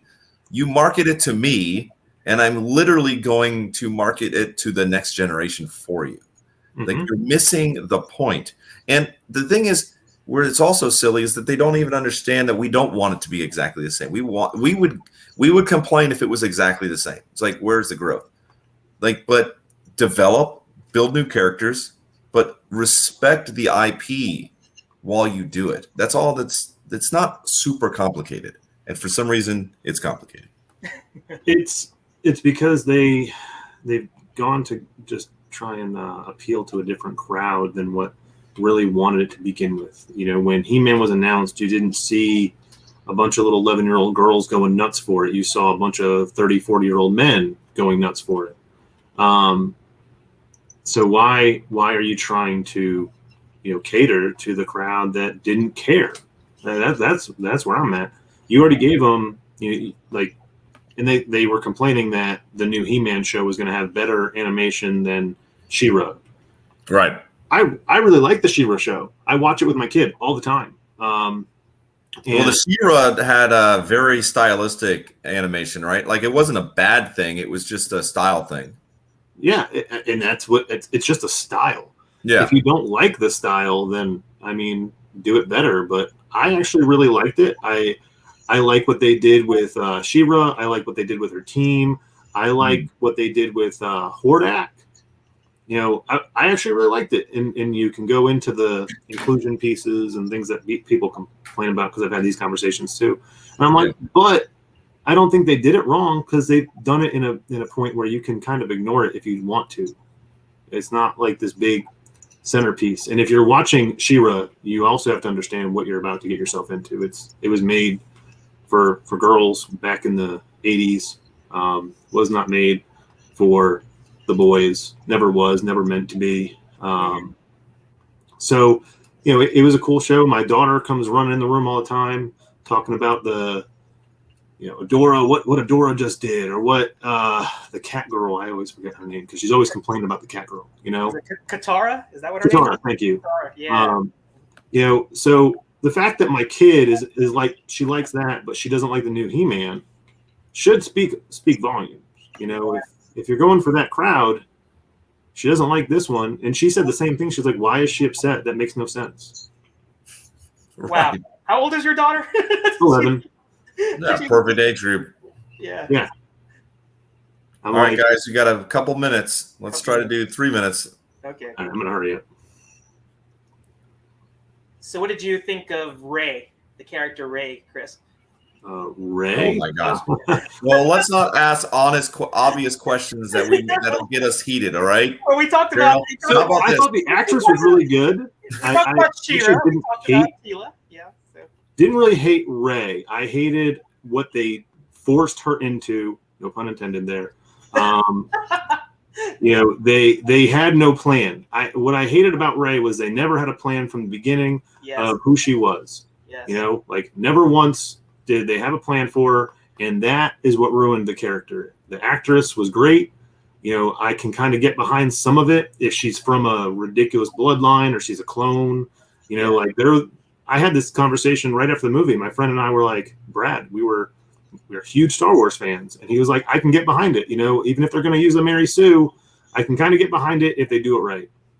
And they just never did it right. They never justified the power level. They never sort of worked into the script or the story, rather. Yeah. How about this? How about we move in another direction? Because we'll go going on Mary Sue's and all that for Star Wars. Let's talk about what they did. What works with the new Star Wars? So one of the things that I love is the new Mandalorian. I think you get all of the things that they want, which is you get representation, you get good, strong female lead. You get like all these great things that you get from like just a great Star Wars feel. Like it feels like Star Wars, and you get a good action. Is it necessarily 100% like it feels like Star Wars because you don't have a lot of lightsabers? No, but you know you do get a lot of that. The things that people want. You know, stronger women on the front lines. They want to be able to make sure that there's a better story, that it's diverse across the board. But it works on Mandalorian. So I think sometimes we have those conversations more than say, you know, why did the sequel, you know, trilogy not work? Because I think a lot of us agree with that.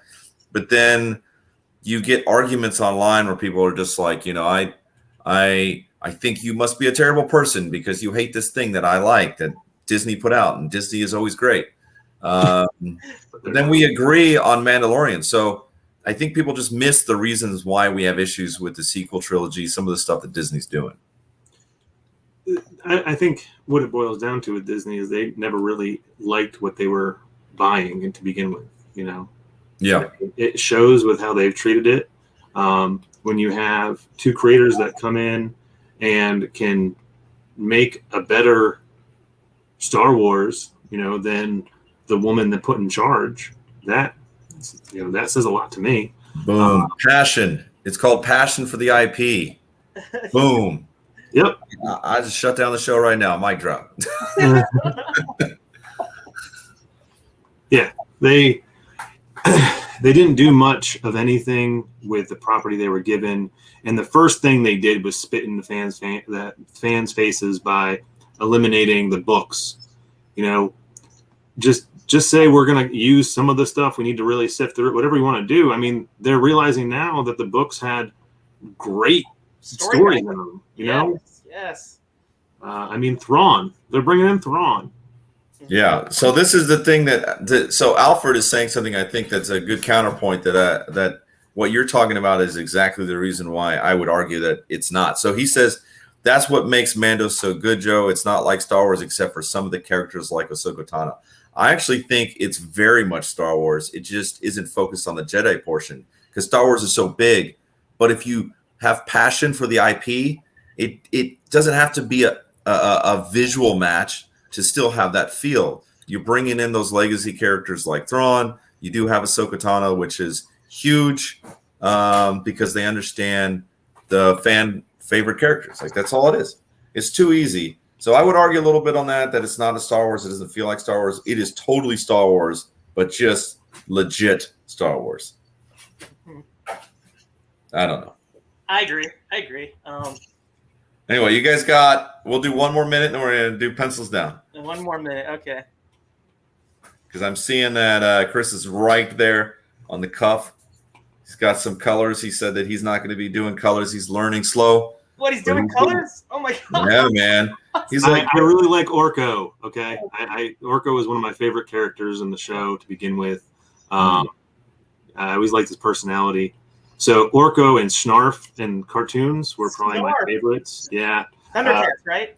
Yeah. I still have my Snarf character from when I was we could talk about the freaking Thundercats remake, how they had that great season, and then I guess they just didn't have a good following or something. But I dug what they did with that. I liked the reboot. When they did the reboot, I loved it. I thought it was really cool. I liked all the designs, and then it just fiddled away. They just didn't. Yeah, and that's the frustrating part is I feel like sometimes they do this great work, and then it's not controversial, so nobody hears about it, and then it just dies.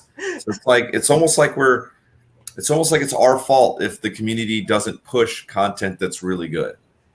You know, I think when you're talking about that controversy. All right, hands down. Oh, hands up, pencils down. Okay.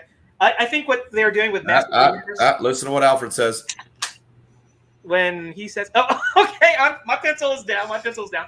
But following up on that whole thing about Masters of the Universe, I almost feel like since they only showed the first half of this first season, I think that this is kind of a little bit of a bait and switch, or at least I'm hoping it is. They put all the controversy up in the front to get eyes on it, to get all the fans all worked up and set up sides, and then have it so in the second season it kind of veers back a little bit, not all the way to it's a He-Man show, but it's going to be a more balanced type thing where it's not this extreme, because you can already see that Tila is sort of softening her anger.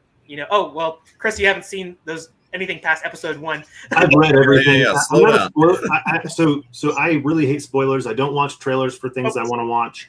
I didn't watch anything for He-Man, but then when I actually saw the Facebook posts and things like that, I was like, all right, well, I might as well just spoil it for myself because I would rather know what I'm getting myself into than smash my 65-inch TV.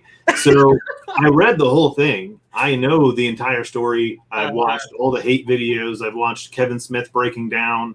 And it sucks because I really enjoyed a lot of what Kevin Smith did in his earlier career, but I really don't like where he's going. And I don't like that he's attacking fans. I never think that attacking fans is a good option. If the fans are passionate and the fans are upset, address them and say, okay, well, what can we do better? Where did I mess up? Oh, I lied to you and said that it's a He-Man show. Okay, well, we haven't released the whole thing yet. Wait until after the last episode. Because that's what he's saying when he's angry is, oh, in episode 7, we do this. And he's giving all this stuff away. And I'm like, well, then why don't you just say, hey, guys, I'm going to back up. When we release the end of it, then we can come back to this.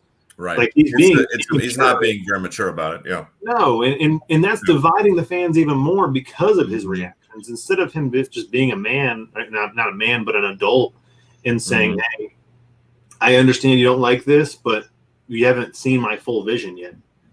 I mean, they did that with Star Wars. Rian Johnson comes out and says, oh, you don't understand my vision. I'm like, but we do because you have no more movies. We do understand your vision because your vision is there. Your vision was garbage. Your vision was, Sorry. Yeah. Anyway, Go for it. Okay. So we got one piece of art in the art show. Let's go ahead and show Sarah's work. She put it out there, so okay, let's get that out in the world. My art cam died. I'm trying to get it back online, but go Oh ahead. my gosh! All right, so this is Sarah. She put it out there, and she says, "What is it? Lightsaber staff. Imagine the what does it say? Hail, please. Hate, Sarah. What does that say? Imagine the Halo. Halo. Yeah. Okay. All right. No, that's great. I love it. You got a full character in there. Nice work. Get a little wrist in there. That's good. And the darkness. Is this supposed to be a Sith or a Jedi? Halo. Yep. Sarah, let us know in the comments. Sith or Jedi? It's hard to tell. That'd be interesting to see colored. It looks whether it's Sith or Jedi. Awesome interpretation. I like it, Sarah. Yeah, man. It was awesome. All right. Now, boom. All right, we're going to go with Gerald's first this time, and hopefully we don't have any up the floating Orko doesn't have a crotch. It's underneath it. Oh, wow. All right. I guess I still did the kind of like that worm's eye view thing, but so I made him as a Sith, but you know he doesn't have a face, so I decided to put like Darth Maul like tattoos on his arms and on his robe. Oh. So yeah, I thought it was a really cool thing to see him, but you know, it was tough for me because can I make Orko, you know, a Jedi, but I decided to like mix it up a little bit and make him a Sith instead. So fun. It was a nice challenge. So hopefully you guys like it. Good stuff, man. Good stuff. All right. All right. Let's see it. Chris's work. Colored and made. I didn't do anything with the lightsaber. So I picture him being more like Palpatine. Yep. Not using lightsaber. He's going to use Force lightning all the way. Mm-hmm. And you know the thing about Orko too, he's always been a very powerful character because he's a mage. Yeah. But he's also one of the most scared characters. So I think that he would be more reserved. He wouldn't show off a lightsaber. He's the guy that when no one's looking, he's going to turn like Palpatine. He would be very Palpatine, very evil in the background. And so yeah, I didn't see the need for the lightsaber. I wanted to show off that Force lightning. I like it. Love it. Colors. Jeez. That just I mean, heck, let's see a print of this already. I could Emperor Orko, you know, here. Very cool. It's so cool. And really solid color work for such a short amount of time. Like I could feel it. You got the nice I saw you working the background colors, so you had a nice little sort of glow behind them. That smoke going on. Yeah, just like I want to say Nora says here. I'll go ahead and put it like this. Oh, did your iPad? Great work. Looks like your iPad might have died there. Yep. No, it just it timed out on the screen. Oh, it timed out. Okay. All right, great. We should be good. All right, awesome work, great work. Just like Norris is saying, Jonathan type. Great work. All right, now. Thanks, guys. Appreciate that. That was fun. It allowed me to get on my soapbox, get a little bit mad, frustrated, vent a little bit, and then get some good artwork at the same time. So, all right. Go ahead and take us into the final 30 minutes, Gerald. Okay, so the last drawing challenges, we're going to get back to like some of Chris's IPs and OCs. So let's go back. We're going to revisit Crit again, and we're going to draw this bad boy right here. This is Bones. Yeah. And I got to tell you, I saw this and that shield, you know, obviously this really heroic pose here. But yeah, I'm looking forward to you, Chris, telling us a little bit more about this character, Bones. You know, it's a very, very unique name here, and seeing what his power set is and who he is. So let's reset the clock. We're going to draw Bones. I want anybody that's, you know, in our viewing audience, Sarah, if you're here, take a gander at this. This is Bones. Let's see. Do I have another picture of Bones in here? You might not. He's in the background here. Yeah. So you can see I like this translucent like energy shield with the crossbones here, and the shield and sword here. So let's see if we can get a. Do you got one with him standing alone? One more shot of him. I can. It might not be in there. I can pull one up though. Okay. Yeah. Go ahead and share your screen. Chris, I don't think I have any better shots of him in here. Actually, I can pull it up on my iPad for you real quick. Okay. Yeah. Do that. Good. There we go. I'll wait until it's up before I pull it up. I don't want to have anything. Oh, here we go. Got it. All right. Add you to the screen real quick. Boom. Look at that. All right. Close it up. I haven't seen this. Yeah, this is my drawing of Bones. I did everything. I did the color. This was me messing around with colors and stuff too. My first time in a long time. You say you can't color. Okay, whatever. I'm not going to believe you. So just as a critique, the only thing that's limiting this right now is how you do the. And I did this too when I was working on colors. You're using the. What is that? Is that the blending tool where you're getting those whites in there? Yeah. Those highlights. Mm-hmm.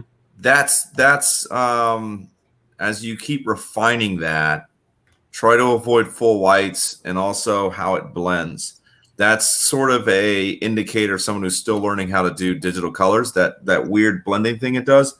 Mm-hmm. I've still not mastered it, but it's definitely one of those indicators. But everything else is absolutely on point. I love how you're doing the shield that isn't a shield, the power that's coming off of the sword and the shield. It's just very cool. The wifting effect that you got on there, very cool, man. Awesome, great work. Well, to me, it's the movement. Movement. I mean, it's all dynamic. You're killing with the dynamic body poses for sure. So wait. Yeah. I just saw Natalie's response. Has she not seen this? It sounds like this is new information. I don't think she's seen it. No, she may have seen it like in early stages, but I really haven't. I've only shown this once.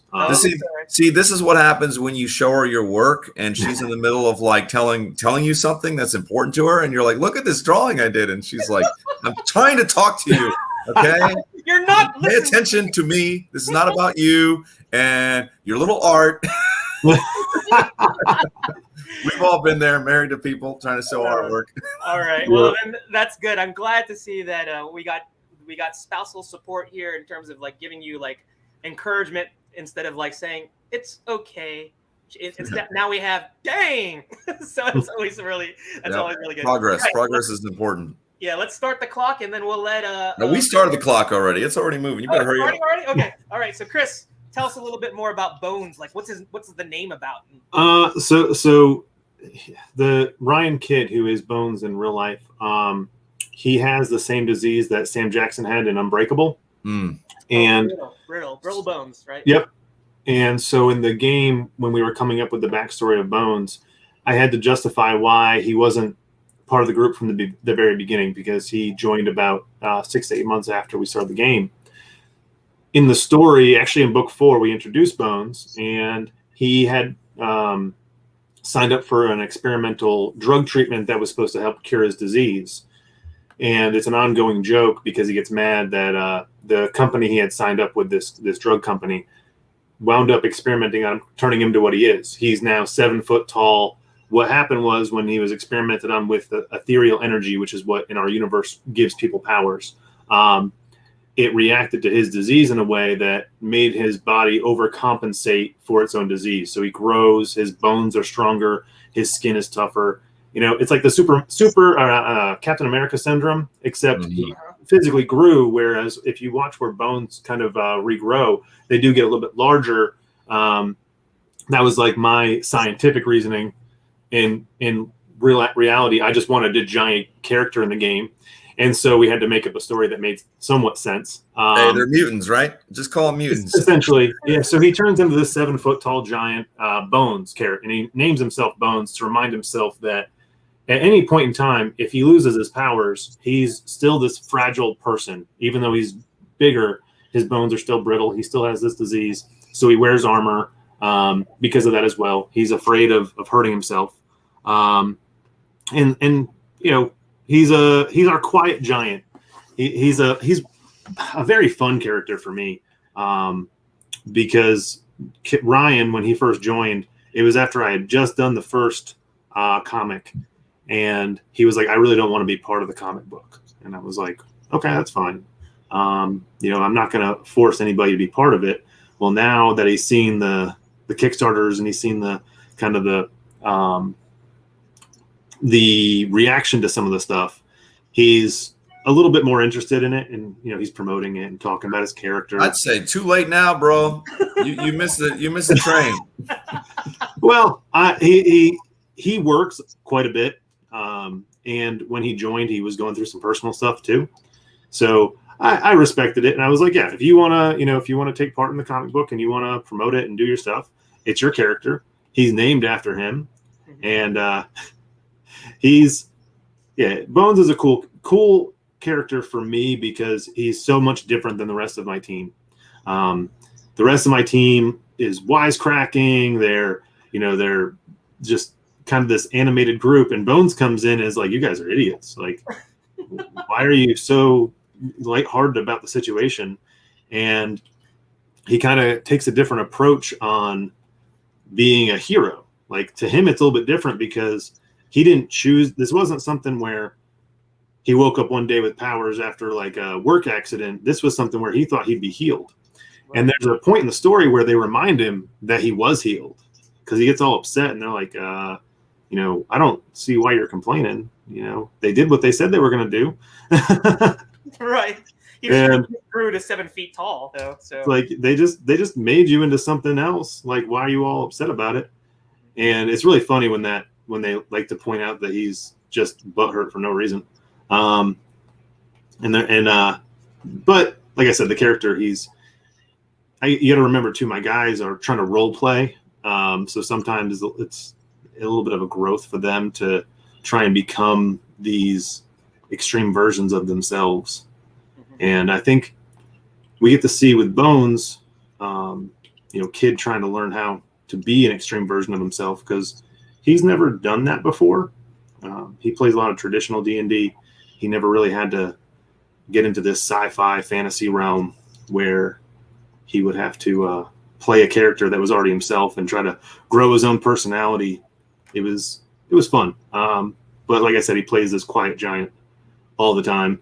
And then he'll come up. The ongoing joke is he's always going to have some kind of GIF or GIF or whatever you want to say going on on the cell phones. So instead of communicating like the rest of the team, whenever he has an opinion, it's going to be sent to their phones in a GIF because that's what happens in the game. We have a Discord channel that goes while we're playing, and he continually sends these messages in the chat, like continually. He won't talk. He'll just send a message with a GIF. That's how if I ask him a question, that's how he answers. So he communicates in memes and animated GIFs, right? Is that what you're saying? Yep. Well, he's totally. Is he a millennial? Does he have because that's a total way of communicating for millennials. It's like, you know what? I don't need to typing about it. Yeah, he falls into the millennial category. Okay. And he picks some of the best ones too. It's hilarious. And another funny thing about him, because at the end of the day, I do like everyone to know my book is very lighthearted. It's a lighthearted take on superheroes. Right. So the fun thing for me is you were never really going to see his face when he's in the group because he's always going to. You've read Peanuts before. Yep. He's like the adult from Peanuts. Because he's so tall that when I have to draw them in a group shot, I'm going to draw him without a head. So does he? He talks in memes, but when he does talk, it's going to be wah wah wah wah wah. Yep. Wah, wah, wah, wah, wah. That's so funny. I like how you've. I mean, I don't know why he's so reluctant to be a part of this because just what you've described to me, I'm going to pay attention particularly for Bones and like what his input or his insight is on the world that Crit exists in. Yeah, but it also makes sense if he's got stuff going on. Things happen. True. That not everything needs to be explained. It is what it is sometimes. Yeah. He was reluctant. Now it's a little different. Mm-hmm. I think too. I kind of dragged my friends into this. I really didn't give them an option. I just came in one day and was like, "Oh yeah, by the way, I'm putting out a comic book. It's going to go on Kickstarter." And they were like, "Okay." I didn't really give them an option. Looking back at it, that's kind of a dick move on my part. Sorry. Sorry. You know what? They're now immortalized now in your book. And well, that's what I tell them. I'm like, well, I kind of, I made you guys kind of famous, some of them enjoy it. Some of them are like, whatever. Brad loves the fact that he gets the most fan art out of all the characters. That's a common joke in the group is that he gets the most fan art. So he's the favorite in the group. Mm-hmm. Which I can't argue with him because I get a lot of positive feedback on Calibur's design. I get a lot of positive feedback about how Brad plays his character. Brad's also been role playing longer than all of us. He taught me how to play D&D. So, it's kind of cool to see them gravitate towards the book, and as a DM, seeing them role play in a much. It went from hanging out with your friends, watching them role play, to watching them become actors in their own sense. Mm-hmm. And all because of a comic book, because people were now reading what they were doing. And it's kind of cool. I talk to other people that play D&D sometimes, and they're like, how did you get your guys to come back for 3 years? And I was like, I made a comic book. Like it sounds, hard, but really it just took me drawing them in a book setting. And they were like, well, I don't know how to make a comic book. I was like, well, neither did I. I just did it. Yeah, it didn't stop you, right? It didn't stop you at all. So. Yeah. And I've had what's actually really cool is I've had quite a few people reach out and ask about Dungeons and Dragons or start playing because they saw the fun that was in the book. Yeah. That's really cool for me because I'm opening up people to a new medium that they wouldn't have tried before. Mm-hmm. That I don't know. That kind of hits home for me because, again, this game and everything was created as a way for me to deal with a lot of depression that I was dealing with in, after losing my job, because that was the first time I've ever been unemployed since I was 13. And it was kind of tough too, because I have a wife and child, and, trying to come to terms with the fact that I wasn't going to be able to take care of them was rough. For the first time, I had made promises, when we got married, that I would always provide. And, I had, when my wife and I got married, she was actually a DJ when we got married. Wow. You just keep on dropping these bombs. I feel like your whole life needs, like, you could start off, instead of doing Crit right away on Netflix, you need to do like your story. I know. Maybe that's that. Maybe Comics Cast just needs to make a show. We'll get the actors. We'll do your whole life, and it'll be the first thing on Comics Cast. Okay, produced a movie. Yeah. It's not the first time I've been told that we should make a movie. I mean, my wife and I, our story itself is like a Disney movie. It's ridiculous. Okay. All right. I was laying in the hospital. I went to the hospital first because I didn't feel well. I had done a bodybuilding competition back in 2015. I'd done 6 back-to-back. And I woke up one day, the day after one of my shows, I woke up 40 pounds heavier than I was the night before. Yeah, very depressing because, you go from beach body to, can't even fit into your clothes overnight. Uh-huh. And was it water retention? Yeah. I actually have hypokalemia, which is something you find in like old people apparently. But I have this disease where I don't create potassium naturally. And when I was bodybuilding, it created this problem. And when I decided to rehydrate after my last show, my body kind of went into shock. I got rhabdomyolysis really bad, and I wound up in the hospital the first day afterward, and they sent me home. I had to go every day for blood tests for like about 3 weeks, and normally I would get a phone call about 3 o'clock, and they would say, "Oh, you're fine. Your tests they're not coming down, but you're not going to die." So that was majority of the phone calls I got were like that. Well, this one Friday I didn't get a phone call, so I was like, "Oh, I guess I'm fine." I was going to go to the gym. I was actually feeling good too, which was funny. And at 8 o'clock at night, I get a call. I was at work, and I get this number calling me relentlessly. Finally, I pick up. I was like, "Hey, I'm at work. What do you need? Who is this?" Mm-hmm. And they're like, oh, this is so-and-so from the emergency room, and we need you to come in right now. And I was like, okay, you want to give me some details? Yep. And they can't really tell you this stuff over the phone. And I was very, very reluctant to come in. I was like, hey, I feel fine. I'm not going to come in. And she was like, well, if you don't come in, she's like, the things that you're suffering from right now, your heart, your kidneys, and your liver are shutting down. Oh, geez. And I was like, you got that from blood test? But why didn't you send an ambulance to come pick me up like right now? Yeah. So I look at everybody, and actually it was funny. The people I was selling a phone to at the time, they were one was a police officer and his wife was a paramedic.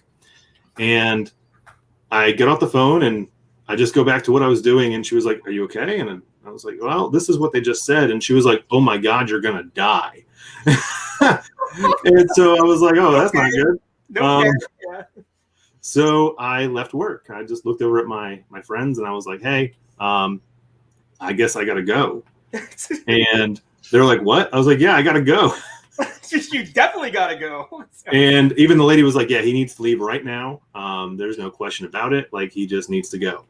And I walked out. I called my wife, who at the time was just my friend, and I was like, "Hey, can you meet me? I can't do this by myself." I was like, I guess I'm not supposed to drive myself. And she left what she was doing and met me at the hospital, stayed with me for the 3 days I was there, or the 5 days I was there. And, as I was getting out of the hospital, I had my wife call my mother at the time, because I was pretty emotional. It was a roller coaster of a week. Being told that the first night I was told I was definitely going to die. I had to fill out the paperwork, I guess, call your next of kin and all that fun stuff. Jeez. And then, to fight for 5 days and literally fight. I got into fights with the nurses because they were giving me shots all the time I didn't want. And so when I got out, I was like, "Hey, can you call my mom? I really can't. I can't deal with this right now. But she needs to know." And no one really knew how bad it was. I didn't tell anybody. So she called, and we started telling my mom finally, like, how bad everything had been. And she was like, "Well, I guess you need to marry him now." And she kind of laughed. I laughed. And then 2 weeks later, we were engaged. And nothing like a life-altering experience or defying death experience to realize I got to make that commitment, So nothing is promised. So I'll tell you guys how we got engaged, too, because this is hilarious. I was watching TV with my daughter, who at the time wasn't my daughter. We were just, my wife wouldn't let me go home by myself because there was one day where I didn't have my medicine, and she came and picked me up to bring me to the doctor so I could get my medicine. And I'm standing in line to get the medicine, and I turned gray. I start falling on the ground, and she came in and had to help me get my medicine. And she was like, "I'm not letting you, be by yourself because you're probably going to just die. Like, this is bad." And so I stayed with her, and I'm sitting there watching TV. And Audrey, who, again, at the time was her daughter, looks over at me and was like, "Well, are you my dad now?" Now, mind you, I have known this girl since she was born. I had taught her how to do a high five. I used to hang out with this kid all the time. She was awesome. And I was like, "Well, I guess if you're asking me, when I was 6, my mom got remarried, and my dad had not been around much. And so I kind of remembered what it was like. So I went home that night and crunched some numbers and came back the next day and told my wife, Natalie at the time, I was like, "Hey, so I'm ready, and I'm ready to get married." And she goes, "What?" "Yeah, I'm just ready to get married." And she's like, well, to who? And I was like, well, to you. just to clarify, who are we talking about right now? Yep. And her response was, okay. And I took that as a yes, and I ran with it. That was probably like the oddest proposal that she was thinking. It's like, I crunched some numbers last night and had a profound conversation with your daughter. As a group, we have decided that this is a good pairing of two people. Yes. Yep. And so she really had no choice in the matter. And that is a great story. And yeah. And talking about great stories, you got about 30 seconds to finish up any last 30 seconds. Oh, little bits. Supposed to give us a 2-minute warning. I'll give you a 30-second warning. How about them apples? So she likes to tell people all the time how I gave the worst proposal in history. You know what? Proposals are all overrated. As long as you guys have a happy marriage after the proposal, that's what matters. Oh yeah, the guy who's not married. You don't know that. You have a bad proposal. They'll bring that up every other holiday, every anniversary. You remember that time you didn't? Yeah, I want something special this year to make up for that. I have no. Don't bring that up about every 6 months. Yeah, I have no credibility in that matter. But you are supposedly a good salesman, so that worked. Okay, yeah. That's what Natalie's saying. World's worst proposal, but he's that good of a salesman. Yeah. Oh yeah. I've been in sales forever, and I just sold her on it. On the idea of getting married. It was.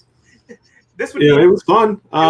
It was definitely a fun ride, going from best friends to engaged to married, and having to learn how to date each other because we never dated. Yeah, never dated. We just got married and dated while we were married. And, we're still probably got used to you hanging around while she was DJing, like just creepily watching her from like the corner, sipping on your Coke and rum. Yeah, you were giving like these eyes from across the room, and you were looking at the DJ. So funny story. When she first started DJing, she invited me out to watch one night, and while we're there, I brought my roommates with me, and my roommate looked at me and was like, "Why aren't you dating that chick? Like, you guys get along well, and she's hot. Like, why aren't you with her?" And I was like, "She's really weird." And my other roommate looks over and goes, "No, dude, she is really weird, like super weird." And I didn't tell her that at the time. I've told her since. And she was like, "Yeah, that makes sense." That's good that you told her since. I was worried this was going to be like I know. He was going to come into the room and slap you up the back of the head. All right, I'm going to Chris is going to send me a message after the show, and he goes, "You know what? Show was great, but I'm in the doghouse now. I can't. I'm actually living in the garage, and if I'm lucky, I'll be out of jail in the next month." All right, guys, pencils down. You had an extra few minutes. Oh, that was my plan. I was going to try and get Joe to keep on talking. Good try, Joe. All right. Let's see what magic happened. Let's see what Chris. Yeah, Jerry calls us the Winchesters because we've been through so much together. Winchesters. Yep. All right. Let me get us to the right place. Let's see if we've got art show. I'm just going through the art show real quick. Sarah decided to be a champ and draw along with us again. So she said, the anatomy is kind of out of whack here. I normally take longer to adjust these kind of poses. That's the challenge of doing the 15-minute challenges. So more power to you for drawing along with us. Oh, I think this looks great. Oh, wow. That's awesome. Yeah. That is super cool. Yeah, so good job, Sarah. Thanks for drawing along. It was fun. Yeah, good to see you. All right. So let's see. Following that story that you just told, I'm the weirdest scene in the line. Okay, so she's tracking. Okay, great job, Sarah. Thank you so much. All right, so let's go to our my co-host here, partner in crime, Gerald, real quick. Okay. I'll pull his up. Actually, he's hiding his because he's afraid to show it. Did my camera die? Or all right, so we'll go to Chris here. Here we go. Boom. Yep. I'm working on this mask a little bit. Yeah. Just about to. In the book, I'm finalizing the pages with this mask. Oh, that looks awesome. To me, when I first started designing his mask, it looked very football helmety, So I'm making some revisions. I want to give some breathers on the side. But yeah, so we're going to make some revisions on his helmet as well. He wants a HUD. He's asking me every day, I want a visor. So we might have to get rid of the eyes and give him a visor as well. Apparently that's a pretty popular thing with my guys is visors. I dig it, man. I dig your story. I dig your art. You know, it's one of those things that I appreciate you doing something that's outside your comfort zone, drawing along with us. But I think it's what's so fun about this is that people get a chance to know who you are, know your story. And I think that helps sells books just as much as great art, great story does. So it's a good mirror to what you were putting out there. Just looking at this too, it's like it definitely has this really graphic design quality. I like, even though it's a work in progress, it definitely you could see this as a logo design here too. And I like how the nostrils, like the skull that's supposed to be there, it almost looks like fangs too. So definitely has a very menacing look to it. So very, very nice work. Well, go ahead and put your degree in add your camera again, I'm sorry. What did you say, Chris? My camera. I said I have a degree in graphic design, so I guess that's good that it shows through. I love watching how you work, how you break down your space. It's been a lot of fun. I don't know if hopefully I've been able to capture for everyone who's watching, you know, showing your art as you're going through it, but how you keep everything structured and balanced. It's pretty impressive. Now we're gonna jump on Gerald's real quick because it's probably just gonna die almost immediately. So let's mute it. Mute it. There we go. I muted it. Okay. I wanted it to be full screen. All right, here we go. Are you good, Gerald? Oh, wow. Yeah. So all right, good. This is Bones. I'm just a fan of the worm's eye perspective. so here he is. He's getting ready to go into battle. That is awesome. Wow. Yeah, so hopefully I did your friend's character justice. But you know, I'm hearing all the stories of all your characters, and it really just you know, your story, the story of your characters, it's so inspiring. You know, it makes me want to draw these things. You know, even your wife's weird DJ story. I mean, it's just totally digging it. It's just it's been a sheer joy to hear some of your stories, and I think that's the cool thing about Let It Out is that, you know, we don't just want to showcase, you know, our guests' IP or their OCs, but get to see their art, you know, just materialize out of a blank sheet of paper. But we also get an insight to their life. And, you know, I had to say, being on death's doorstep 3 times, you know, meeting his wife and then deciding, or his girlfriend at the time, and then it's like, you know what, let's get married. You know, and just like, you know, just you are one of those guys that is, I'm like one of those people that over analyzes things and just has to like, you know, make sure everything is just copacetic and everything like that. You're one of those guys who just acts on things, you know, just makes things happen. And it's so thrilling to hear somebody that's just a go-getter, just makes things happen. And from 2019 to 2021, just hearing the story, I mean, it's crazy what you've accomplished in the time that you've been there. But yeah, let's you know, this concludes the part of the live drawing. What I'm going to do next is I want to preview some of the issues that you could get if you were able, or if you were lucky enough to be a part of the Kickstarter campaign. But I believe that these are also going to be available on your web store. Is that correct? These PDFs? And that link is, again, on our Facebook live feed right now, and it's also on our YouTube page. So you'll be able to see it on, just go at any point. Whenever you hear, you don't even feel like going, just go and go buy the book. Exactly. So here, let me pull this. I put that PDF in the background. So let me bring it back to the foreground and let's do Oh, no, you failed miserably. I know. I was so focused on my camera, keep on dying, but here we go. I got it right here. All right. So I'm going to add us to the stream. And I was lucky enough to get the full PDFs, but I'm not going to show the whole PDFs because we want to leave some mystery here, so that way you guys can go get the book. But as I flash through these, you can just see the quality that you're going to get in terms of the, you know, the illustrations, the compositions, the coloring. And keep in mind, this is a guy who just did this. He just learned this in 2019. This is issue 0, and I want to shout out the guys who actually worked on this, Nate and Jack from Slate Comics. They're in Australia. So I never thought this book would ever come to light. This was a story this was the first session, And if you've played D&D, your first session is your character sheets. You're making your character on paper. You're rolling the die to see how many hit die and what your defenses are. And we turned it into this short story that I had thought maybe of putting out. I had done, my own issue 0 that it wasn't that great. The one where Natalie said it's okay. And when I met Jack and Nate was drawing on his phone. He was using his phone for art. And I had upgraded to the iPad. So I had my old Samsung. And as you can tell, Nate is a phenomenal artist. He's amazing. He's done most of the work in here. And I was like, I talked to Pharaohs, who's in here, and Jerry from E4 and a couple other guys. And I said, hey, it's pretty expensive to ship this thing to Australia. But if we all chip in like $30, we can ship it to Nate. So I shipped him my Samsung tablet. It's a very good tablet. It's just I had moved up to an iPad.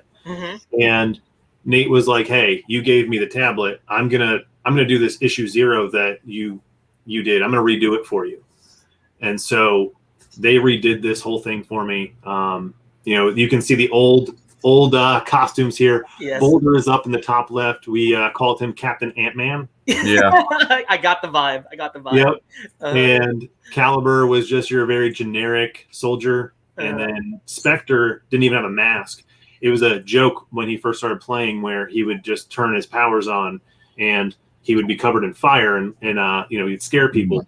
So we made this joke and had him wear a mask so that way he would be seen as a hero instead of a villain. Right. And Reach has never really changed. He's just my tech guy. So technology always changes, but his costume stays the same. He's the pervert of the group, though. And you'll hear it in book 3. If you open up book 3, the first line or the first page is him getting slammed to the ground by this robot. If you go to the first page, this was what set the tone for the entire book. And the line is, so there I was, getting slammed harder than I normally enjoy on a Saturday night, or pounded harder than. So I really got to showcase book 3 for me and Brad and the guys was one of our favorites because you really get to see everybody's personality in this book shine through. They're all telling the story from their own perspective. Right. And, people ask me all the time if I'm the writer, if I'm the artist, and I am a little bit of everything, but I see myself more as a director because we play the game, I record it, and then I transcribe it into the books that you read. Oh. And so that's a cool process. Yeah. I take the information that's, and if you play D&D, it is, Sarah, I see your comment there. I used Adobe Draw on my Samsung.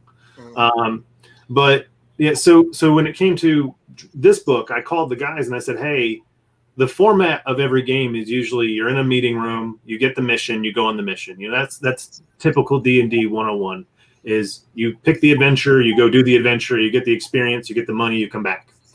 And I was like, I'd like to do this one a little different. I don't want every book to have the same format. I don't want to bore people.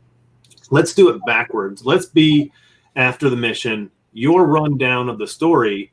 And so we started running through, and it turned into a lot of fun because each character is now telling how they saw the story unfold.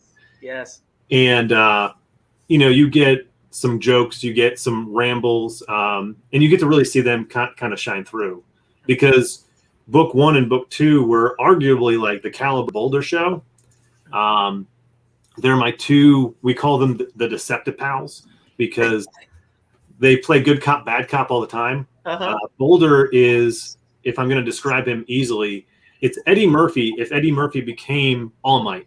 So if you've ever watched My Hero Academia, All Might is this very good, upstanding character. And then we give Eddie Murphy those powers and you get this guy who arguably Boulder's biggest downfall is his own stubbornness. He won't go down. He even in the end of book 1, he's sitting there on the ground about to get beat up and he's about to die. And Spectre's like, hey, you need to move out of the way so I can fireball this guy. And he's like, no, just do it. So Boulder is he's my good guy. The rest of the guys are in D&D terms. They're like neutral characters or even neutral evil in some cases. Boulder is my hero. Yeah. And for him, it's a challenge too, because he's faced with situations where Caliber's like, hey, I'm going to shoot this guy in the head. And he's like, don't do that. That's not a good thing to do. That's wrong. It's wrong to shoot people in the head. Right. It's like, but you look at from Caliber's perspective, he's like, hey, I was a cop and I watched guys go to court and get off because they just didn't want to deal with the paperwork. Yeah. This guy's already killing people. I'm not letting him go to jail and get out and kill more people. He's done. Yeah. And then you see Boulder, who's like, but maybe we can help him. Yeah.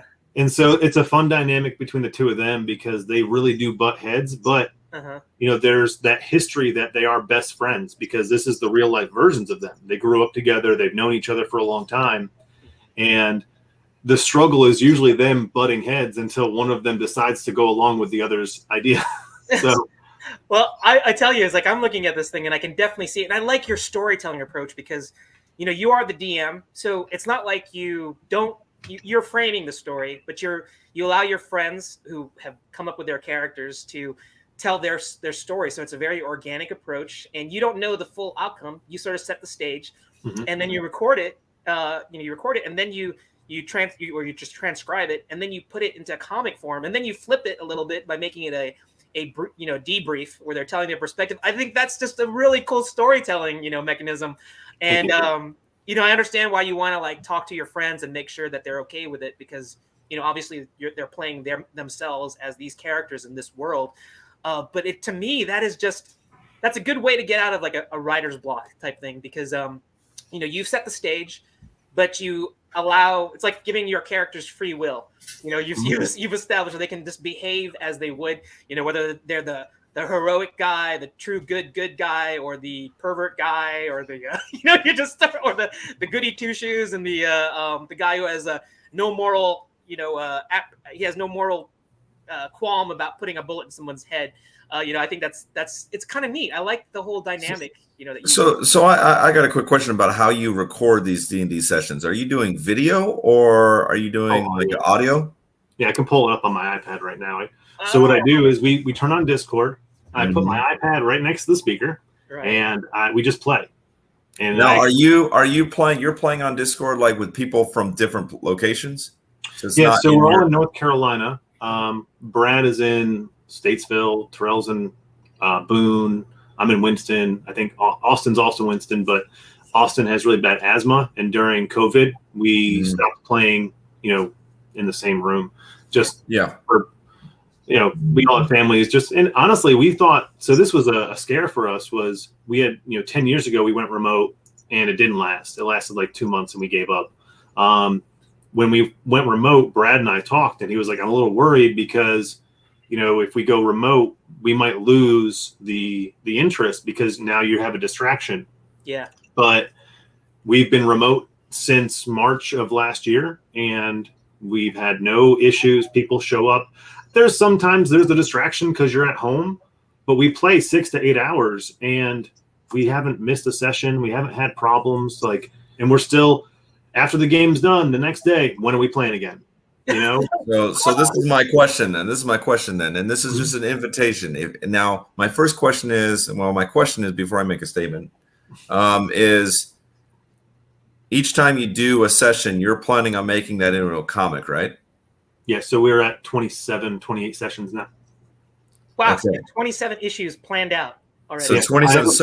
So what I am inviting you to do on Comics Cast, if you want to do a live session on here and record it and do it all live on Comics Cast, do your entire remote session, and then just record it. You can download it, use it to make a comic. Then someone could say, okay, I'll watch our game that is based on this. The comic is based off at a later time. And then you can use the video for whatever you want. You can do the whole stream here. You can have everybody on. I help you set it up. Just invitation, no selling pitch or anything like that. It'd be very cool. I got to close it on the other guys. Of course, yeah. Just throwing it out there. Yeah, I would actually really like it. So where we're at in the story, and just to be spoiler. Oh, it may be a spoiler alert. There's nothing in the story. Reach is still in the story, but Obi had to take a step back from the game. He had some personal things come up, and so we know enough about the character now, and he is the tech guy. And I was like, well, if you look at Forge in comic books, he's generally in the X-Mansion anyway. Right. So we've kind of relegated him to a background character right now. But we also have Bones, who stepped up to be that fourth character. Yep. So there's been a shift in the dynamic of the team, but we haven't killed anybody off. I've really tried to kill some of them off. I haven't succeeded. They keep rolling that victory number. What is that? Challenge number? God, it's been a while since. So in 5th edition, you have you can roll like death saving throws. So if I knock them down to 0 health points, they have to roll 3 die. 2 of them have to be above whatever DC. I think it's a 13. They have to roll above to live. If they roll lower than that, then they die. But the thing is, when they got Bones on the team, Bones is a cleric. He's a healer. So even though he's the tank, he's also the healer. Funny thing, though, sometimes he forgets he's the healer, and there'll be somebody on the ground dying, and they have to remind him, hey, you have that ability to, like, heal people. Can you heal him? I'm the tank. And so I have to pull this acronym up real quick because it's absolutely hilarious. We have Reach, who is a science-based character, and I asked him one day. I said, "Hey, you made this thing. I gotta pull it up because I'm gonna screw it up if I try to say it." They have this little contraption now that's almost like a tanning bed that you lay in, but they use microbiotics, I guess. I'd have to get Reach on here to really explain it because he actually knows how this stuff would work. It's a healing bed, but the acronym they used for it turns out to be ANUS. Okay, and I cannot find it for the life of me in here. I have it written down in a note somewhere because I knew at some point I would have to explain what this means. Wow. I have on my phone. I've got over 360 notes about the game. I bet if I search anus, it'll pop up. Be careful when you search for anus. I don't know if you want to. I mean, I'm searching my own notes, so. But I was just funny. It's just funny that we went from. I found it. We went from autonomous nano healing unification system. And so when it's presented to me, he goes, "Yes, I have this new machine. It's called the autonomous nano healing unification system." I was like, "Oh, okay." And then Boulder's like, "Did you really just name it the anus?" And so it's like, "Hey, you're hurt. You've got to get in the anus." Okay, so this is another question. This is what happens when boys really never grow up, and we all have too much fun together. Okay, I have another question. I want to. So, like, you're recording these sessions, and obviously there's going to be a lot of side conversations here. But when you have the conversations recorded and interactions, do you pull like those comments and those whatever said? Oh, for like dialogue? For the dialogue, for the scripts? Yeah. So even at a game, when I'm recording, right? So if you go to book 1, you see Caliber playing a game on his phone. All right. So this was me and him arguing. If you go to page 1, you can go to page 1. It's Caliber on his phone. All right. So Caliber is playing this game on his phone. And the boss man over here is trying to lay out the mission that he's secured for them. So this is Shaw. He owns the company Technetic, who is responsible for them getting their powers. He sees them as the ultimate moneymaker because now he has his own group of superheroes who he can send out, do good deeds, and get funding from the city, get funding from military applications. He sees them as like marketing. I can sell T-shirts, I can sell shoes, I can sell all this stuff related to you guys. You guys just have to go out and make a good name for yourself. And so in the meeting, he's yelling at them because he's like, "You just shot this guy in the head." There's a side story we're going to release at one point where they went out to dinner and Caliber made somebody mad and wound up getting into a fight with them, and he carved a penis into the guy's car. So now his nickname is Picasso. And so he's telling them all this stuff. Well, in real life, I was actually like giving them a hard time. I'm like, I'm making a game about you guys being heroes and you're absolute jerks.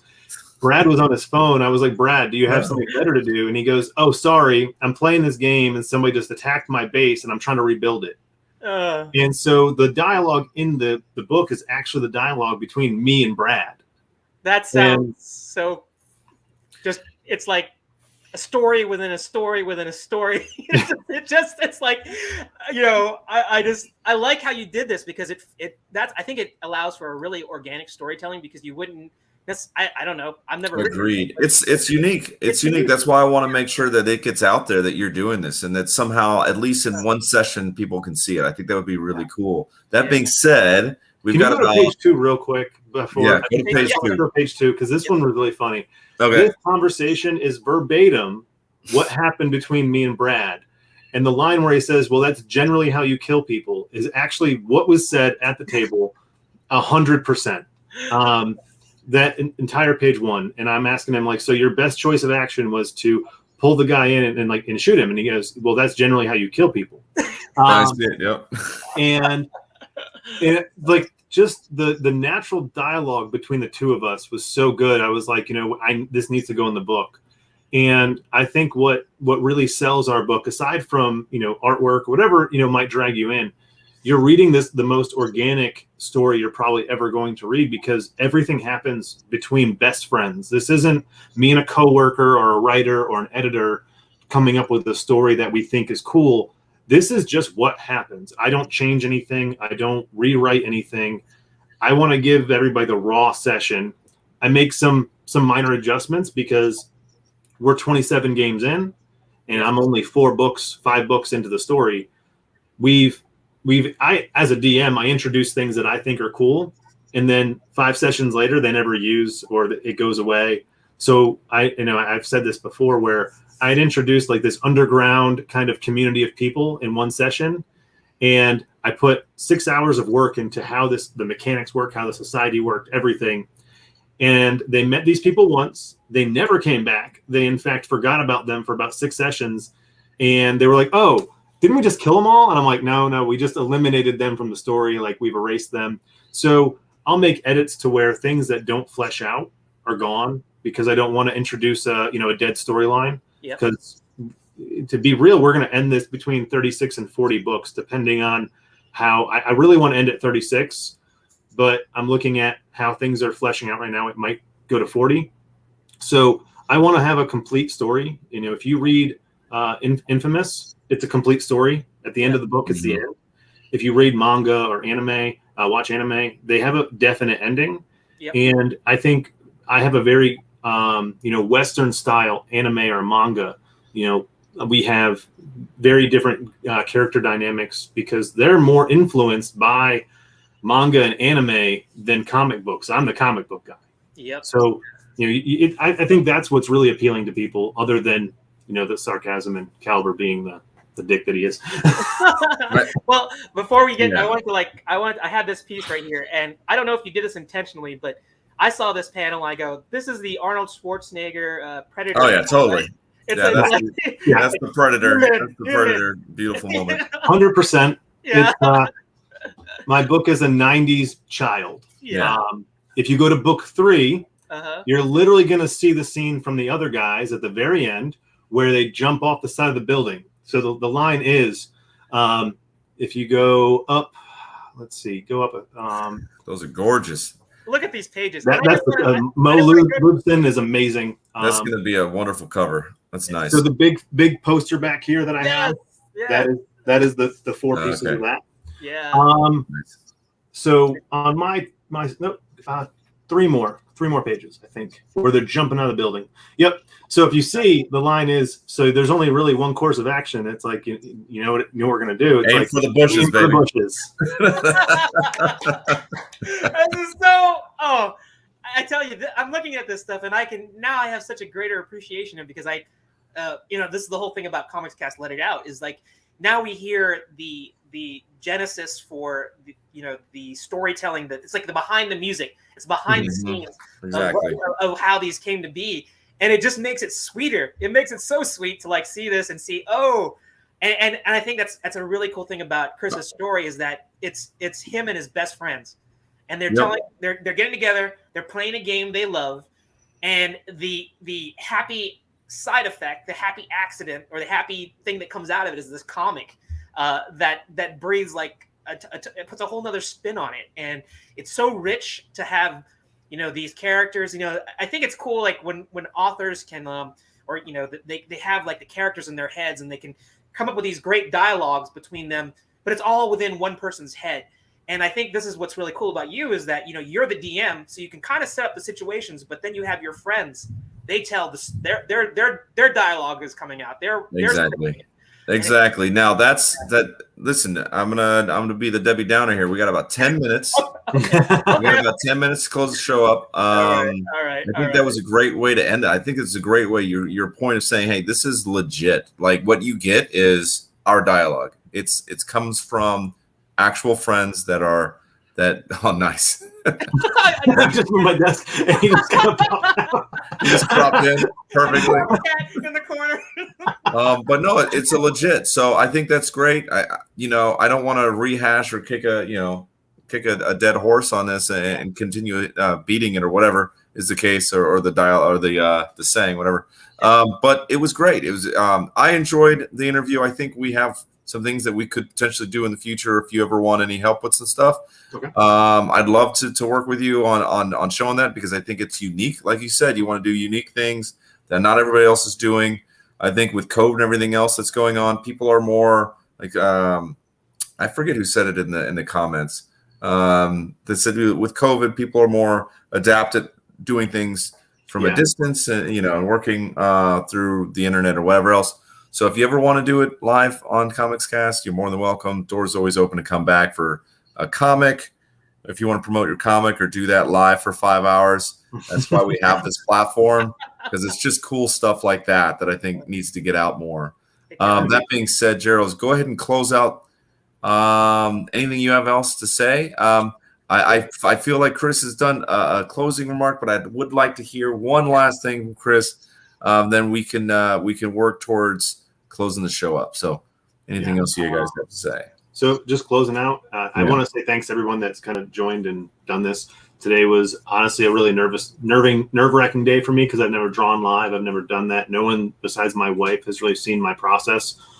So that was cool for me. So thank you for joining in that, and thanks for all the cool comments and support in there.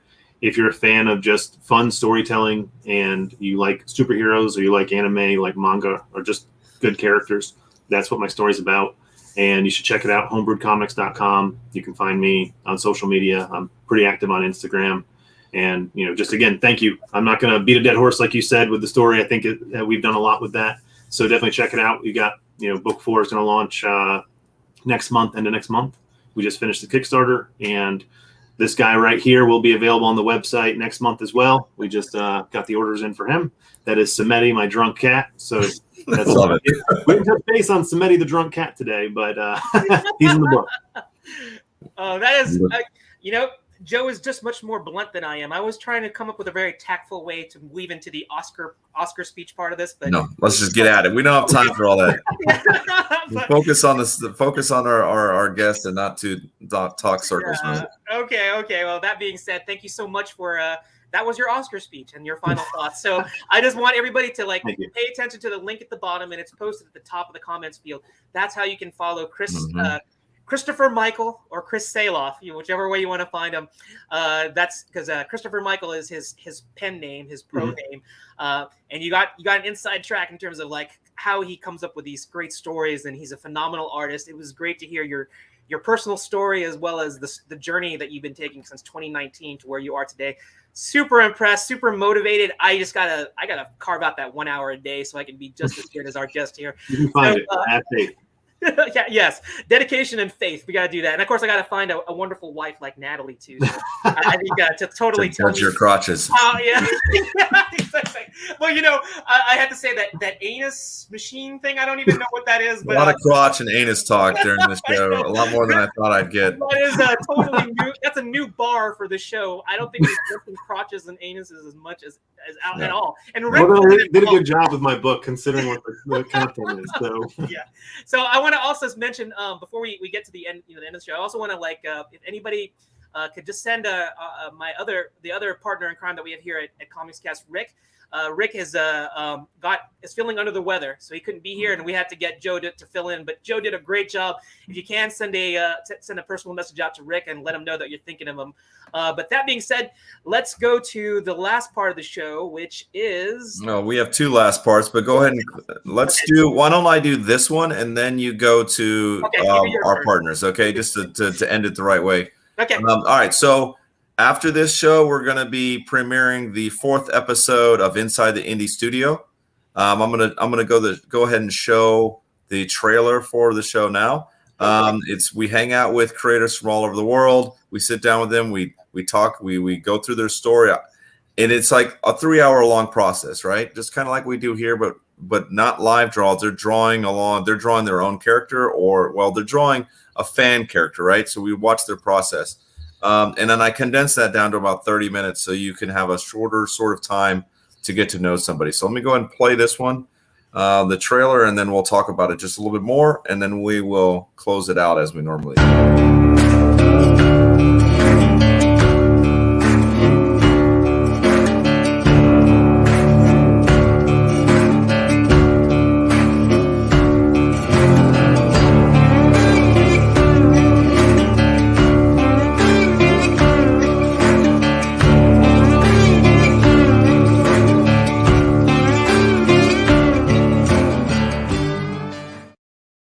All right. So I'm not 100% sold on the music, but it's all there, right, Gerald? Okay, yes, so yes. It's there. It's gonna be fun. We're hanging out with Joy Enriquez. She draws Adam Eve from Invincible this time, and that will premiere in 6 minutes. So just wanted to throw that out there. Premieres in 6 minutes on our YouTube channel, so go ahead and follow us there. That being said, right back to you, Gerald, and let's close the show out. Alrighty. So here we go. Let me add this to the stream.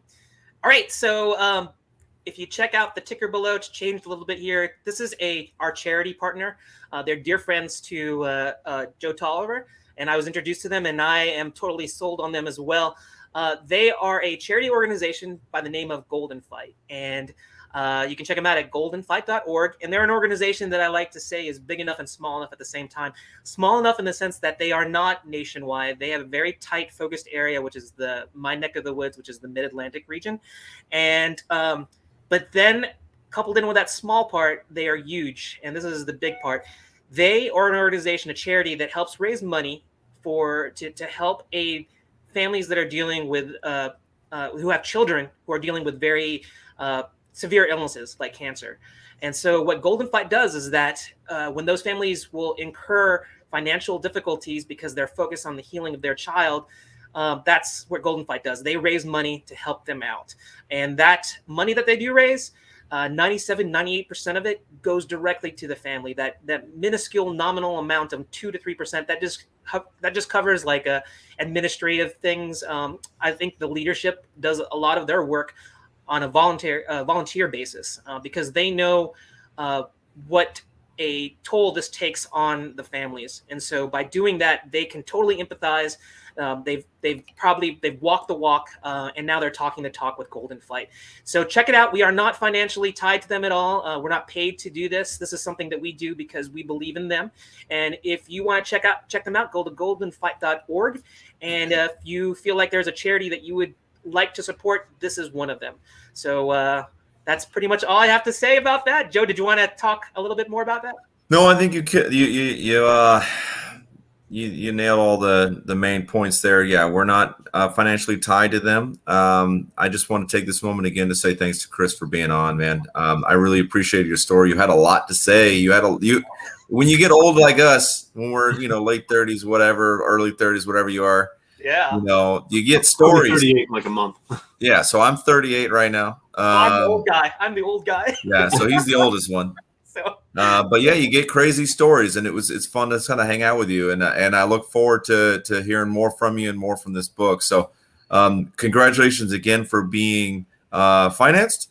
And also, what's great about it for everyone who's paying attention is there's so many stories coming. Mm-hmm. You are not going to have a shortage of stories. So if you support Chris, you support long-lasting stories, which are going to be very cool. That's some of the the pros and cons of being in the indie scene and supporting indie creators. Sometimes, you just don't have enough time to get to it, or you don't have enough ability or team or whatever. You look like you got it together, and I'm looking forward to seeing what you got to do, man. And also, congratulations on having a great mentor, from DJ to artist mentor. That's pretty awesome. Wife to artist mentor. Yeah, I appreciate you being on the show, man. Yeah, and his 3 minutes premiere of the Inside the Indie Art Studio on YouTube. Just go watch it. Just right from this show, go to that one, and go ahead and close it out, Joe. Whatever you get. All right. Yeah. So just remember, we all need mentors like his wife, his daughter, his father. Just and just take those nuggets of information, inspiration, and follow Christopher Michael. So that being said, we're going out. So we'll see you next weekend. Comics Cast, let it out. Bye-bye. Thanks, sir.